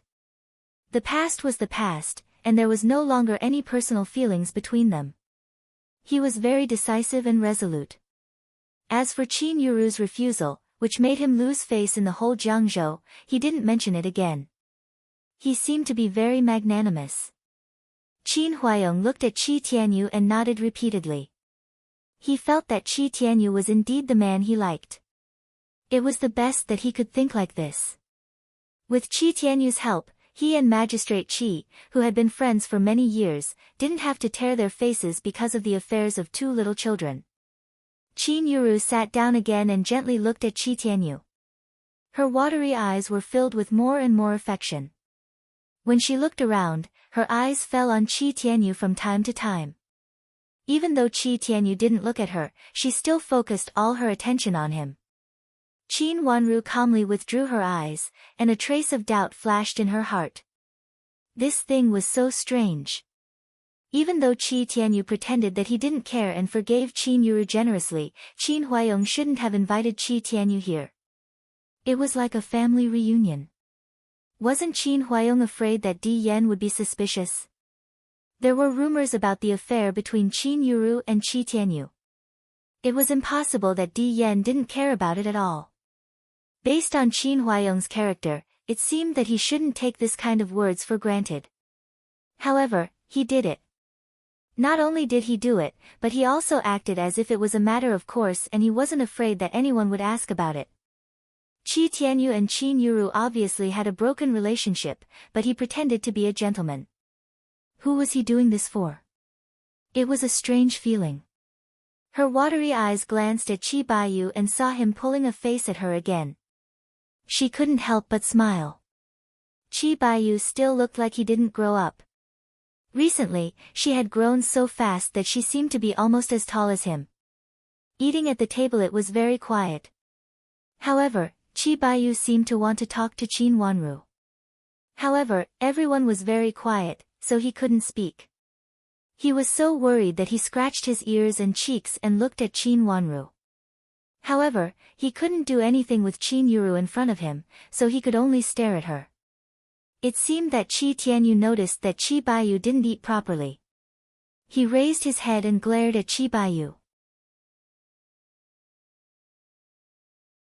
Then he looked at Qin Wanru with a humble smile and continued to bow his head politely. However, Qin Yuru saw him raise his head, so she hurriedly raised her head. However, she missed his gaze. For a moment, tears welled up in her eyes and she lowered her head sadly. She looked very sad. It seemed that the elders didn't see the turbulence between the younger generation and continued to eat peacefully. When they finished, the servants began to clean up. They moved to the side to drink tea and rest. This time, Qi Baiyu moved quickly and directly sat beside Qin Wanru. Do you know what I've been doing recently? What? Qin Wanru asked in surprise. Looking at his restless look, it seemed that he was doing well recently. I'm learning martial arts from a general. Qi Baiyu said with joy. Learning martial arts? Yes, to see if I've grown taller and darker recently. Qi Baiyu said proudly and reached out his hand to show his height. You seem to be shorter than me. Qin Wanru blinked her watery eyes and laughed in a low voice. Her words successfully made Qi Baiyu look bad. He snorted coldly and looked up and down at Qin Wanru. You're still shorter than me. I plan to take the martial arts exam in the future. I don't want to study anymore. Qi Baiyu said happily. In her previous life, Qi Baiyu actually didn't take the martial arts exam, but he still chose to be an official. Who are you learning martial arts from? Qin Wanru asked calmly. Could it be that this person was the benefactor that Qi Baiyu met in her previous life? I can't tell you. I'll tell you when I'm successful in the future. Qi Baiyu said proudly. Qin Wanru was speechless. She wanted to remind him, but she didn't know much about Qi Baiyu in her previous life. She didn't know how he became an official. If he didn't pass the imperial exam, he must have made great contributions or was supported by someone. At this time, she couldn't remind him even if she wanted to. I heard that the lanterns in the capital are very lively. When we go out later, where should we go to see them first? Qi Baiyu lowered his voice and rolled his eyes. Lanterns? Qin Wanru was stunned. Don't you know that? Today, General Qin asked my brother and me to accompany you to see the lanterns at night. The lanterns in the capital are very lively on the eve of the Spring Festival, much more lively than those in Jiangzhou. It is said that there are more than just lanterns at night. Qi Baiyu said in a fuss. Was he asking his brother to take her and Qin Yuru out? Qin Wanru didn't expect such a thing. She tilted her head and looked at Qin Huayong, who was talking to Shui Rulan in a low voice. The atmosphere between them was not bad. Qin Huayong looked at Shui Rulan with gentle eyes, and old grandma joined in from time to time. If it weren't for Madame D's farce, they would look like a happy family at this time. Actually, it's not lanterns. The lanterns are on the 15th day of the first lunar month. It's just that it's very lively today. Some places in the capital will have riddles, singing and dancing. It's very lively. Uncle wants me and Baiyu to accompany you out.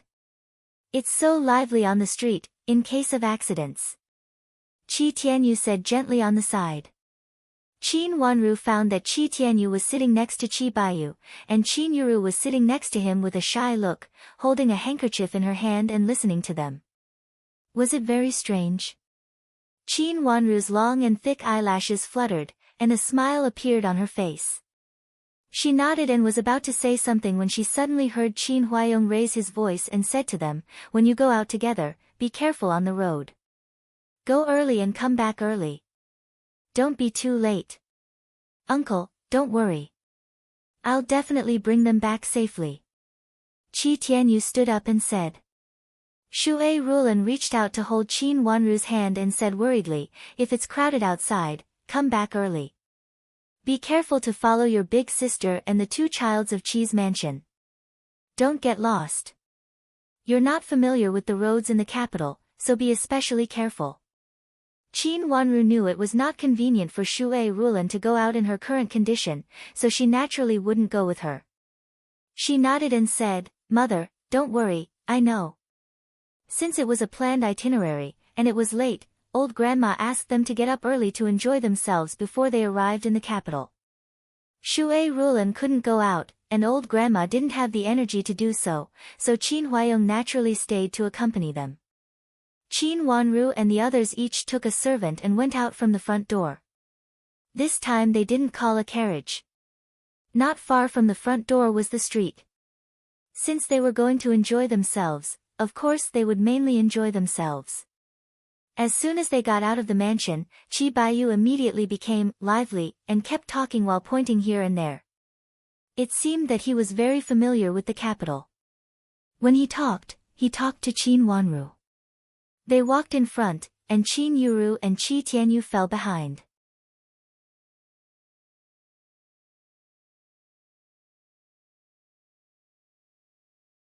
Chapter 373. Let's go forward. They are not sensible. Don't bump into anything. There are many nobles in the capital city. Qi Tianyu said gently, as if he didn't hear her affectionate voice. He caught up with Qin Wanru and Qi Baiyu and walked slowly on the other side of Qin Wanru. At the same time, he warned Qi Baiyu, "Don't walk too fast. We have to wait for them." Qin Wanru looked back at Qin Yuru, who was about to cry. An imperceptible doubt flashed in her eyes. She felt that something was wrong. Qi Baiyu, who was leading the group, slowed down. Qin Yuru also took 2 steps forward. Everyone walked in a straight line. Seeing Qin Yuru stood beside Qi Tianyu, Qin Wanru smiled slightly. She looked away from them with an ambiguous smile on her lips. They finished dinner very early today. It was getting late, but lanterns of various colors were hung high on the street. There were activities in front of some shops. There were small prizes given to passers-by. There were many people watching. From time to time, there were sounds of laughter and jeering. The peddlers took advantage of this time to pick out their goods. They crowded at the edge of the crowd and shouted loudly, which made the night more lively and noisy. Carriages could not go through. Almost all the streets were full of people. It seemed that everyone had walked out of their houses. At such a lively time, the guards between men and women were not so strict. From time to time, young men and women could be seen playing together. Qin Wanru had never seen such a lively time. In the past, when she was in Jiangzhou, the new year was more lively than usual, but it was far from the prosperity of the capital city. She thought that Qin Huayong would not let them go out after such a thing happened. She didn't expect that he had already arranged it. Of course, since Qin Yuru could come out at this time, he didn't care so much. If the Qi brothers only accompanied Qin Wanru out, it would be inconvenient.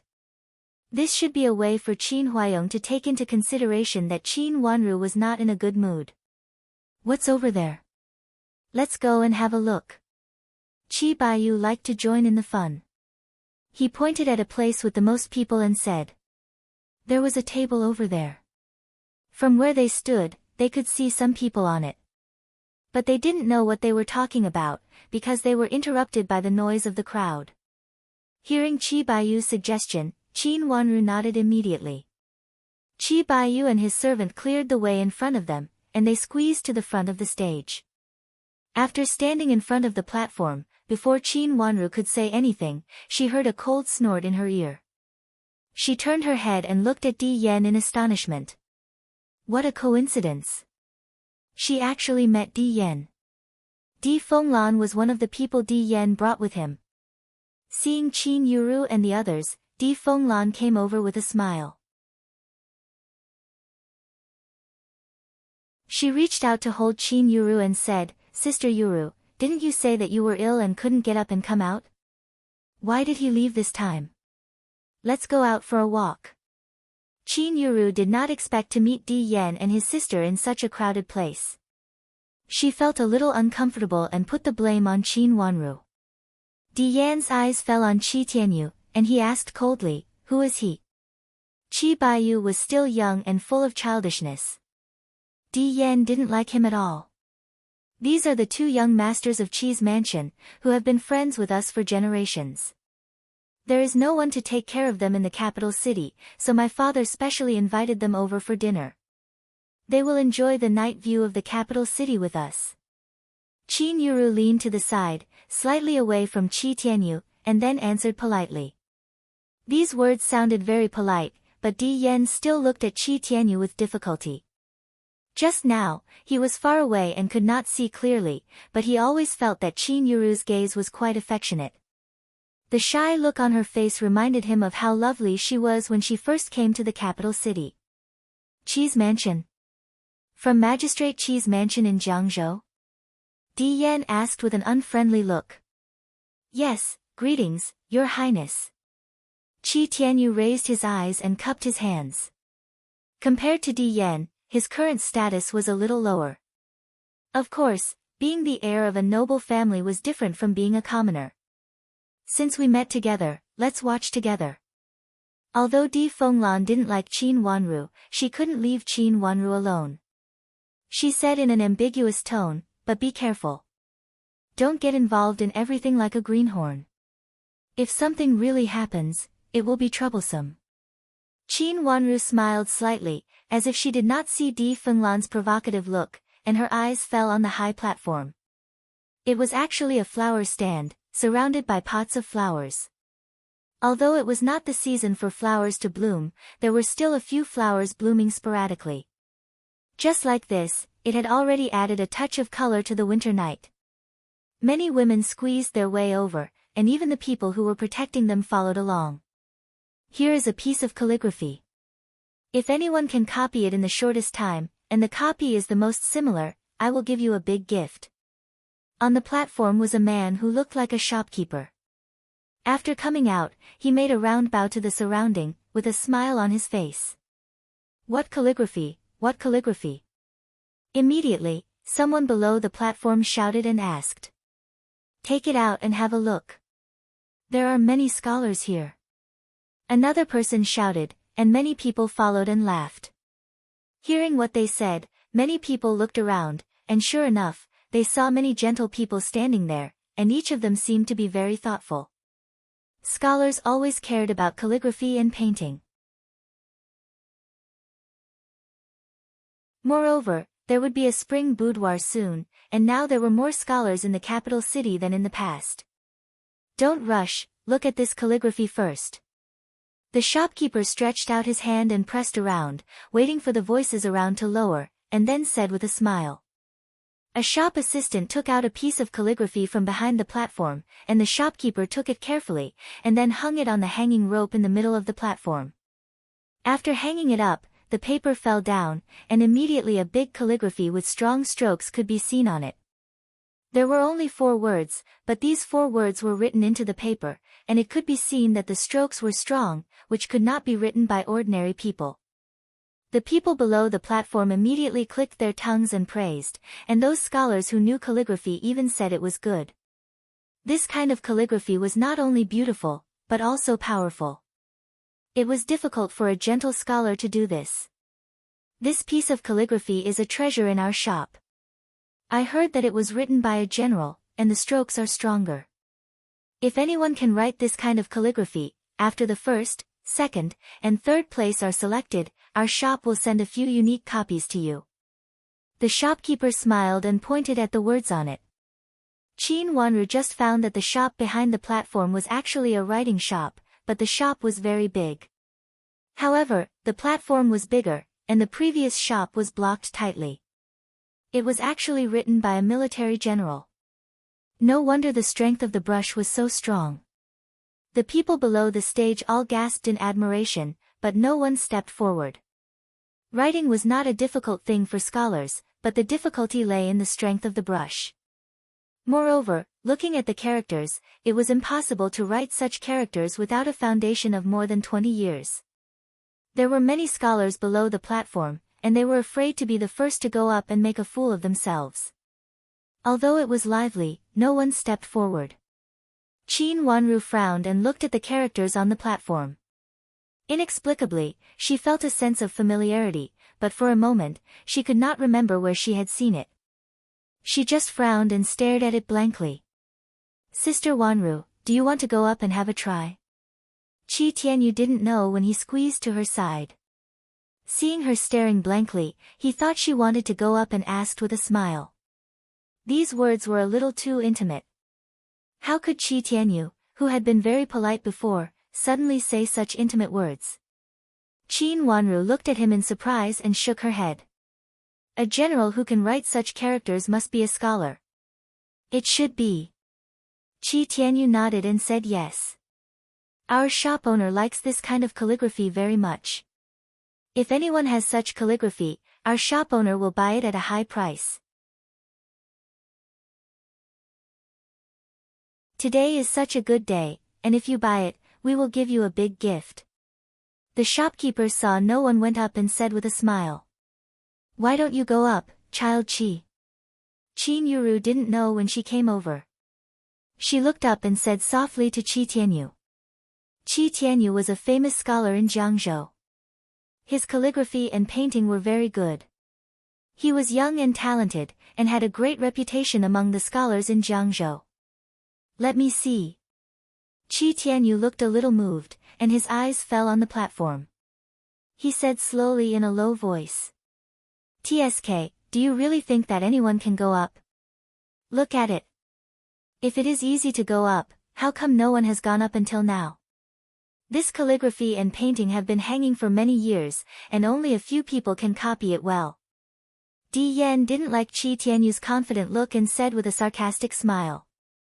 Is there something else to pay attention to? Qin Wanru's heart moved and asked curiously.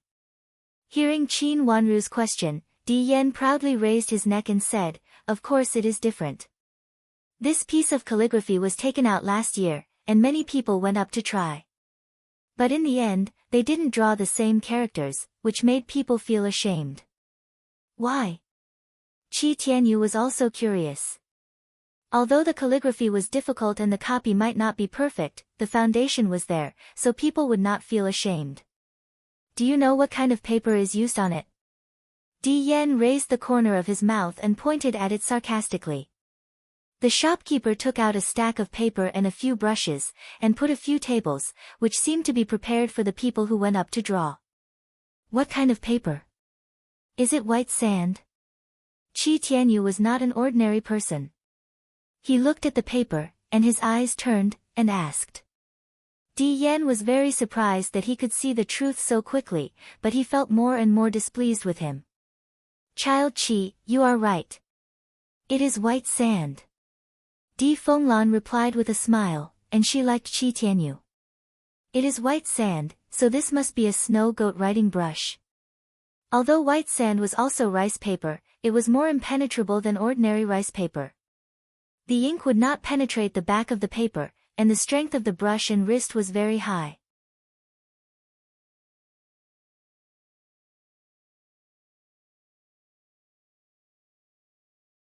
Chapter 374. It was even more difficult. It was no wonder that no one went up. Those who had been in the capital all along had a wait-and-see attitude. As for those who were not in the capital, because no one really went up, they were all very cautious. For a moment, there was an awkward silence below the stage. Qin Wanru felt that the shopkeeper's smile became awkward. No one brought gifts last year? Qin Wanru asked. No. Before going up, no one expected that the shopkeeper would be so crafty and put these two things together. Who would practice writing with this kind of paper? It is not only bad for writing, but also very expensive. Madame D also poked her head out and said. This kind of paper was actually expensive and difficult to write on, but it was easy to keep. Qi Baiyu blinked his eyes. He was always quick-witted and immediately thought of another solution. Who wrote that word? Can't you find similar ones? Didn't they say that if you sell the same kind of stickers to them, they will also get a big gift? I don't know who wrote it. It is said that many people went up to see it but said that they had never seen it before. And it is not written by a famous person. General? Who knows which general wrote it? I really can't tell. Di Yan shook his head and said. Therefore, the shopkeeper's words were all empty words. He was just having fun. As expected, after waiting for a while and seeing no one went up to the stage, some people couldn't help but feel that their writing was good enough and volunteered to go up to the stage. After the first one, there was a second one. There were 5 tables on the stage and 5 people went up at once. After the 5 people came up, they picked up their pens and copied the characters in the middle. The audience became quiet and quietly watched them write. As soon as they started to write, they immediately found that the paper and pens were different. Their hands trembled and they made a mistake at the first stroke. It was difficult to get back after the first mistake. The audience burst into laughter. The few people who went up on the stage could be considered skilled and daring. After being laughed at like this, coupled with the fact that the pen and paper in their hands were not used to their liking, all of them instantly became crooked. When they finished writing, they looked at their own handwriting and then at the handwriting hanging on the wall. All of them covered their faces in shame. When the shopkeeper hung up the paper, the people below laughed incessantly. This was really good fun. Which literate scholar could write such crooked characters? These characters were no different from when they first learned to write. Someone was still asking, who is this? Who is it? The one in the middle is the funniest. That's right. Her handwriting is not much better than the handwriting of the maids in our mansion. Amidst the roars of laughter, a few scholars who went up to write left in shame. After such a round, there really wasn't anyone who had the nerve to go up. The scholars who originally had some confidence all hesitated. They all wanted to show off their talents in the capital city. If they became a joke before they even took the exam, they would also feel embarrassed. Following that, no matter how hard the shopkeeper tried to advertise it, when he saw the words on it, he basically gave up. Who would be willing to let others see him make a fool of himself? Even if this kind of joke was considered harmless, it was human nature to be willing to see others make a fool of themselves, and not willing to see others make a fool of themselves. The audience gradually became deserted. Some people found that there was nothing interesting to see, so they squeezed away. Seeing that there were fewer and fewer people, Di Yan said to Qin Yuru, "Cousin Yu, let's go together. There is nothing interesting here." As he spoke, he came over to hold her hand. Qin Yuru calmly moved to the side to avoid his hand. She looked back at the grandstand and nodded. "Let's go." A group of people followed the crowd to go out. After a few steps, Qi Tianyu suddenly turned back and found that Qin Wanru, who was originally behind him, had disappeared. His expression immediately changed and he stopped walking. Seeing his slightly changed expression, Qin Yuru also stopped and asked in a low voice, "Child Qi, what's the matter? Second miss is missing." Qi Tianyu looked around and found that there was a crowd around him. At this time, he couldn't see where Qin Wanru was at all. "Second sister is missing. What should we do?" Qin Yuru also panicked. She looked around and then said anxiously, "Let's go and find her now. Second sister came to the capital city for the first time and has never seen so many people. She might be panicking and hiding somewhere. Eldest cousin sister, there are many people in the capital city who take advantage of this time to kidnap people, especially young girls. If they are kidnapped and sold to that kind of place, their lives will be ruined. There used to be such things in the capital city. A young lady from an aristocratic family was kidnapped and found in that kind of place after a period of time." Di Fenglan covered her nose with a handkerchief and seemed to be very disgusted. She stood with Qin Yuru and naturally heard Qi Tianyu's words. Seeing that Qi Tianyu actually cared about Qin Wanru, she immediately said harshly, "Hey, what are you talking about? Don't you know how to speak human language?" Qi Baiyu was originally walking in front. Seeing that people here all stopped, he immediately turned back and walked over. He happened to hear Di Fenglan's words and was immediately angry. You don't know how to speak." Being scolded by him, Di Fenglan was also angry. She threw the handkerchief in her hand and pulled Di Yan's hand. "Brother, let's go. Whether Qin Wanru is alive or not has nothing to do with us. Anyway, she didn't come out with us. Just don't be unlucky and sell her to that kind of place." As she said this, she pulled Di Yan's hand and wanted him to go with her. What happened? Di Yan was also walking in front of them. Now he heard the noise and came over. "My second sister is missing. What should I do? If my father and grandmother find out that my second sister is missing, they will definitely not spare me." Qin Yuru looked at Qi Tianyu helplessly with a face full of panic and tears almost falling down her face. She held the handkerchief and looked at Qi Tianyu helplessly. "I'll go look for her," Qi Tianyu said and turned around to squeeze back. "I'll go with you. If I can't find my second sister, I'm afraid." Qin Yuru looked more and more pitiful, but she still wiped her tears and squeezed out with Qi Tianyu. Di Yan wanted to hold Qin Yuru's hand. After all, she was going out with another man, which made him feel very uncomfortable. However, he moved a little slower and Qin Yuru had already squeezed out with Qi Tianyu at this time. "I'll also go and have a look," Qi Baiyu said and turned to leave without taking care of Di Yan and others. "Is that brother Di Yan's fiancé?" One of the childs who was originally following Di Yan pointed at Qin Yuru and asked with a smile. Di Yan's face turned red and he nodded angrily. He only felt that Qin Yuru had embarrassed him. Not only did she walk so close to a man in front of him, but she also left him and went with another man. It was so embarrassing. Her sister is missing. She went to look for her.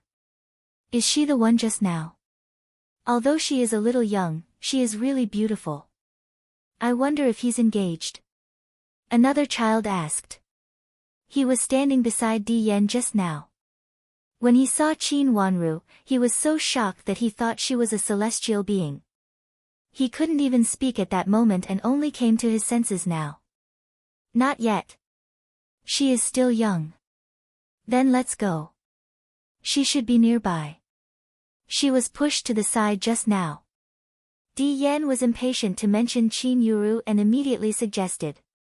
I'll help to look for her. This child was a warm-hearted person. He actually squeezed out with his servant, looking like he was going to find her. In fact, Qin Wanru deliberately did not follow them. She turned to the back of the stage and looked at the shop in front of her. She pondered for a moment and then walked into the shop. Seeing a young lady coming in, the shop assistant hurriedly came up to greet her with a smile. Pointing outside, Qin Wanru asked curiously, which famous master's handwriting is hanging up there? Why haven't I seen it before? It's not the handwriting of a famous master. It's just that our boss likes this handwriting very much and has been looking for this general's handwriting. If you have any collection of this general's handwriting at home, please sell it to our boss. Our boss will definitely offer a higher price than others and will also give you a big gift. The shop assistant was also a good talker. He immediately answered fluently. It seemed that he had spoken a lot of words and was particularly fluent. Which general's handwriting is it?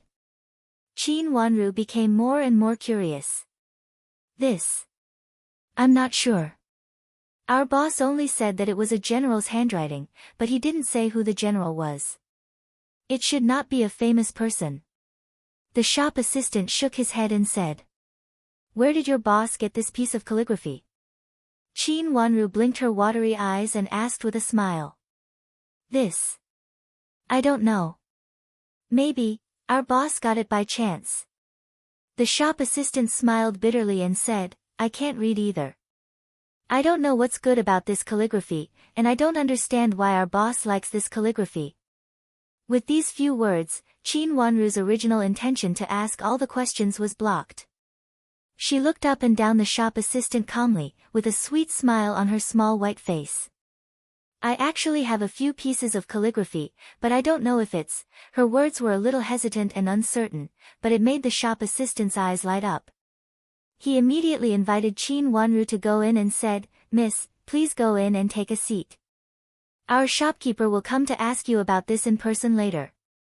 If you really have the authentic works of this general, our shopkeeper will definitely buy the calligraphy and painting. Please wait a moment. After inviting Qin Wanru into the bookstore, the shop assistant found a seat by the window. The shop assistant repeatedly invited her to sit down. After Qin Wanru sat down, he immediately went out to make a pot of tea and came in, saying politely. Miss, please wait a moment. I'm going to find the shopkeeper now. The shop assistant put down the teapot and poured a cup for Qin Wanru and said. Qin Wanru nodded with a smile, but she didn't drink the tea. The shop assistant ran out. Qin Wanru leaned against the window and looked out. The night market was extremely beautiful. Under the flickering lights, the river was slightly rippling. This was a good position. She could see the scenery outside, but the people outside might not necessarily notice the people inside. She saw Qin Yuru and Qi Tianyu walking hand in hand. It seemed that Qin Yuru took the initiative to pull her hand, and Qi Tianyu pulled her hand away. It was obvious that Qin Yuru was pestering Qi Tianyu. Di Yan was also in such a place. Qin Yuru was so bold.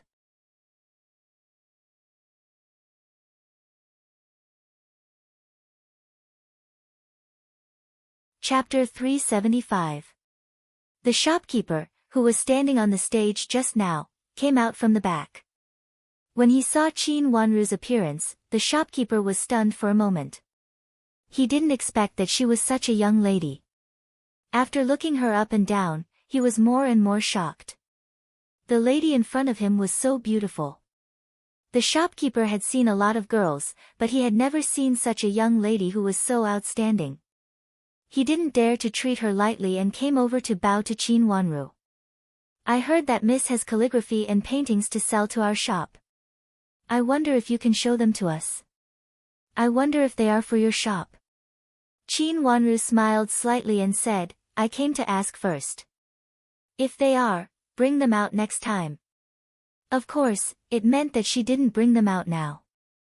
But it made sense. How could she take a piece of calligraphy with her when she wandered on the street on New Year's Eve? A trace of disappointment flashed in the shopkeeper's eyes, but the smile on his face didn't diminish. He still said enthusiastically, in this case, Miss, please bring them when you go out next time. If they are, our boss will not let you suffer losses, and we will definitely give you the big gift we mentioned today. Who wrote this calligraphy and painting? Qin Wanru smiled sweetly. It's not signed. The shopkeeper's smile was a little awkward. It's not signed. Qin Wanru frowned slightly and lowered her head as if she was talking to herself. The one in my house doesn't seem to have a signature, but I don't know who wrote it. The shopkeeper's eyes lit up. The calligraphy and painting in your mansion also doesn't have a signature. Is there a small seal in the lower right corner? Well, it seems. I didn't pay much attention to it. Qin Wanru thought for a moment and said with a little confusion. Tree? Or what? Is it a pine, a stone, and a chrysanthemum? The shopkeeper became excited and rubbed his hands.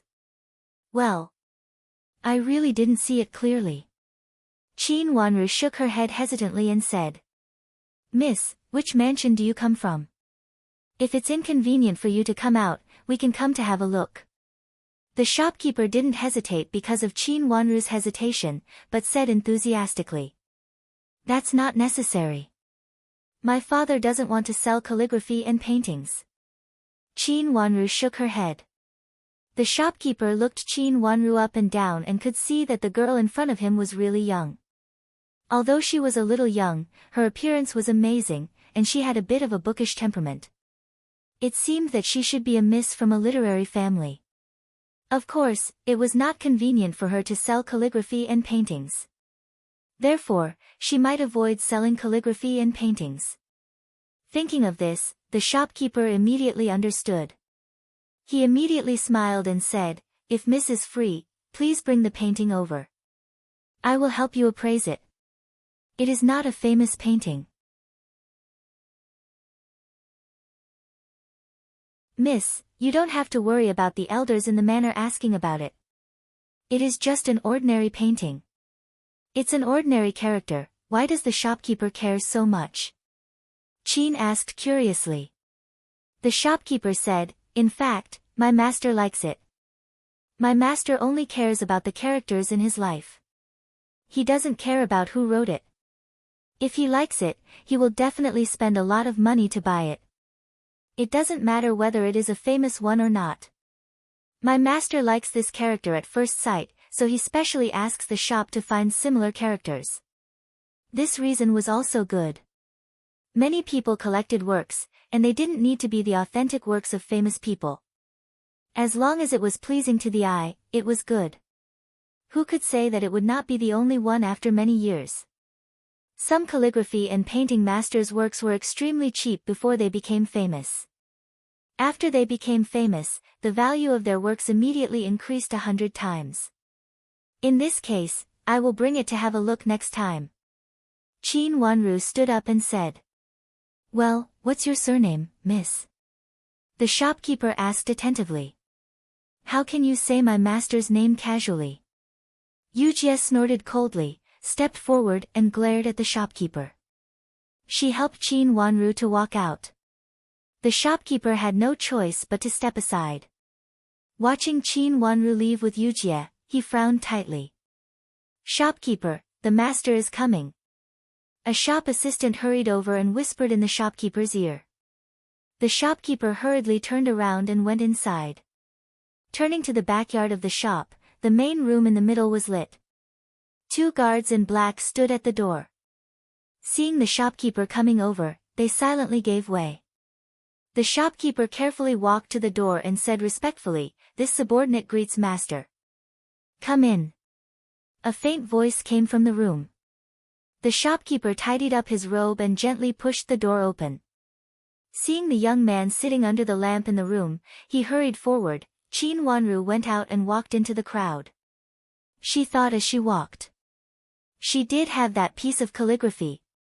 A pine tree, a stone, and a chrysanthemum under the stone were very obvious features, but there was no name on the book. She didn't know who wrote it. The strokes were strong and powerful, and the strength could penetrate the back of the paper. Not everyone could do this, but this person obviously did it. Qin Wanru had more than one piece of calligraphy. There were 4 pieces of calligraphy, all of which were in the hands of Qin Wanru. She didn't know when they fell into her hands, but as long as she could remember, these pieces of calligraphy had been in her private storage. When she came to the capital this time, she specially brought them with her. The reason why she remembered it so clearly was that when she just learned to write at a young age, she found some calligraphy to practice and casually flipped through her private storage. At that time, she originally wanted to practice according to the calligraphy on it, but Madame Dowager didn't allow it and told her that this calligraphy was not suitable for girls.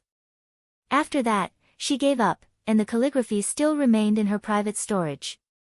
Because these pieces of calligraphy were not calligraphy by a famous calligrapher, and there was no signature, Qin Wanru didn't care about them and even forgot them. But because she reorganized her private storage before she came to the capital, she casually flipped through them, so she remembered them clearly. What did these pieces of calligraphy mean? Why did they appear in her private storage? Were the things that she had no memory of when she was a child?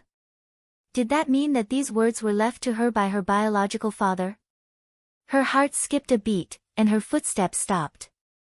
She bit her luscious cherry lips, and there was a guess in her heart that made her uncontrollably excited. Could it be that these were her father's words? But then she denied this guess.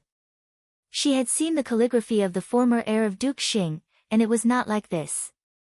Although the calligraphy on the shadow wall was a little different, she could still see that it was the same in essence.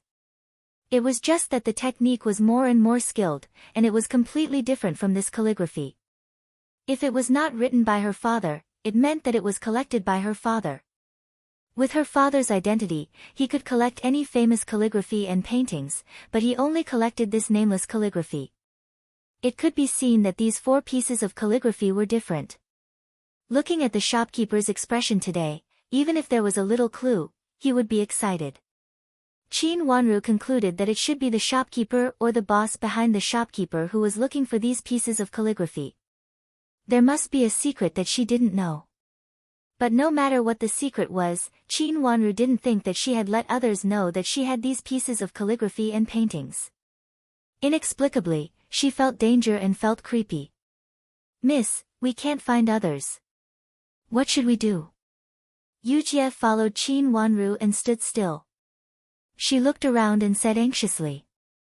There were people coming and going on the street, but they couldn't see the familiar people before. They had just come to the capital, so they were not familiar with each other. "Let's go." Qin Wanru's face changed slightly. She reached out to pull Yujie's hand and hurriedly hid aside. Yujie was startled by Qin Wanru, but she had always admired Qin Wanru, so she immediately followed Qin Wanru to hide aside. They flashed into a roadside alley, but even in a small alley, there were many people coming and going. Qin Wanru's face was a little pale, and she looked in the direction where they came from. "Miss, what's wrong?" Yujie whispered and also looked in the direction where Qin Wanru looked.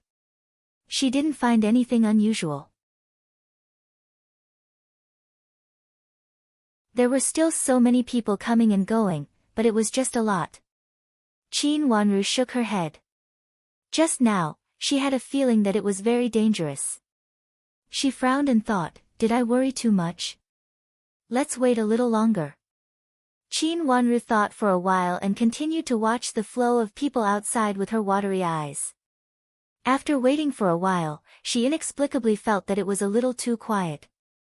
It seemed that Yujie hadn't made a sound until now. She turned her head subconsciously, but she was so shocked that her watery eyes widened. She quickly took 2 steps back and almost fell down. Where was Yujie? On the top of the tall and gorgeous hall, the emperor was sitting. On one side of the emperor was the Empress Dowager, and on the other side was the Empress. The rest of the S sat in the lower seats with charming smiles. They were all carefully dressed up. When they were talking to the people around them in a soft voice, they all secretly looked at the emperor with affection. There were also several princes and princesses sitting below. The older ones had their own seats, and the younger ones all followed their mothers. Chu Luchen was also sitting in the hall. Although his seat was also under the hall, it was close to the Empress Dowager's side. Just now, he also drank a little wine. His always pale face was a little red, and his handsome eyes seemed to be shimmering with water, which made people feel that he was more handsome than anything else. The emperor, who was sitting on the throne, quietly turned his gaze from his face and sighed slightly. Different from the behavior of other happy people, Chu Liuchen's head leaned back slightly, and he looked a little weak. His black hair was tied up high with a white jade crown, which made his face as clean and bright as white jade. Chen, are you tired? Empress Dowager had been paying attention to him. Seeing him lean back and slightly close his eyes, she asked softly. Chu Luchen reached out and touched his forehead. Maybe because of the wine, his voice was a little hoarse. He smiled helplessly and said, Imperial Grandmother, I am really tired. Your Majesty, let Chen, go to have a rest. Empress Dowager turned to the emperor and said. The emperor's eyes fell on Chu Liuchen's face with unclear meaning. Seeing that he looked extremely tired, he nodded slowly and said gently, Chen, since you are tired, you should go to have a rest first. You have many inconveniences, so stay in the palace. You're tuning in to the Blissful Bookshelf YouTube channel. We're so grateful for your support, and don't forget to subscribe to join us on this incredible journey through captivating stories. Your generosity through donations truly makes a world of difference, as it's the primary source of revenue that allows me to expand and enhance this channel for you. Thank you from the bottom of my heart for being a part of this adventure.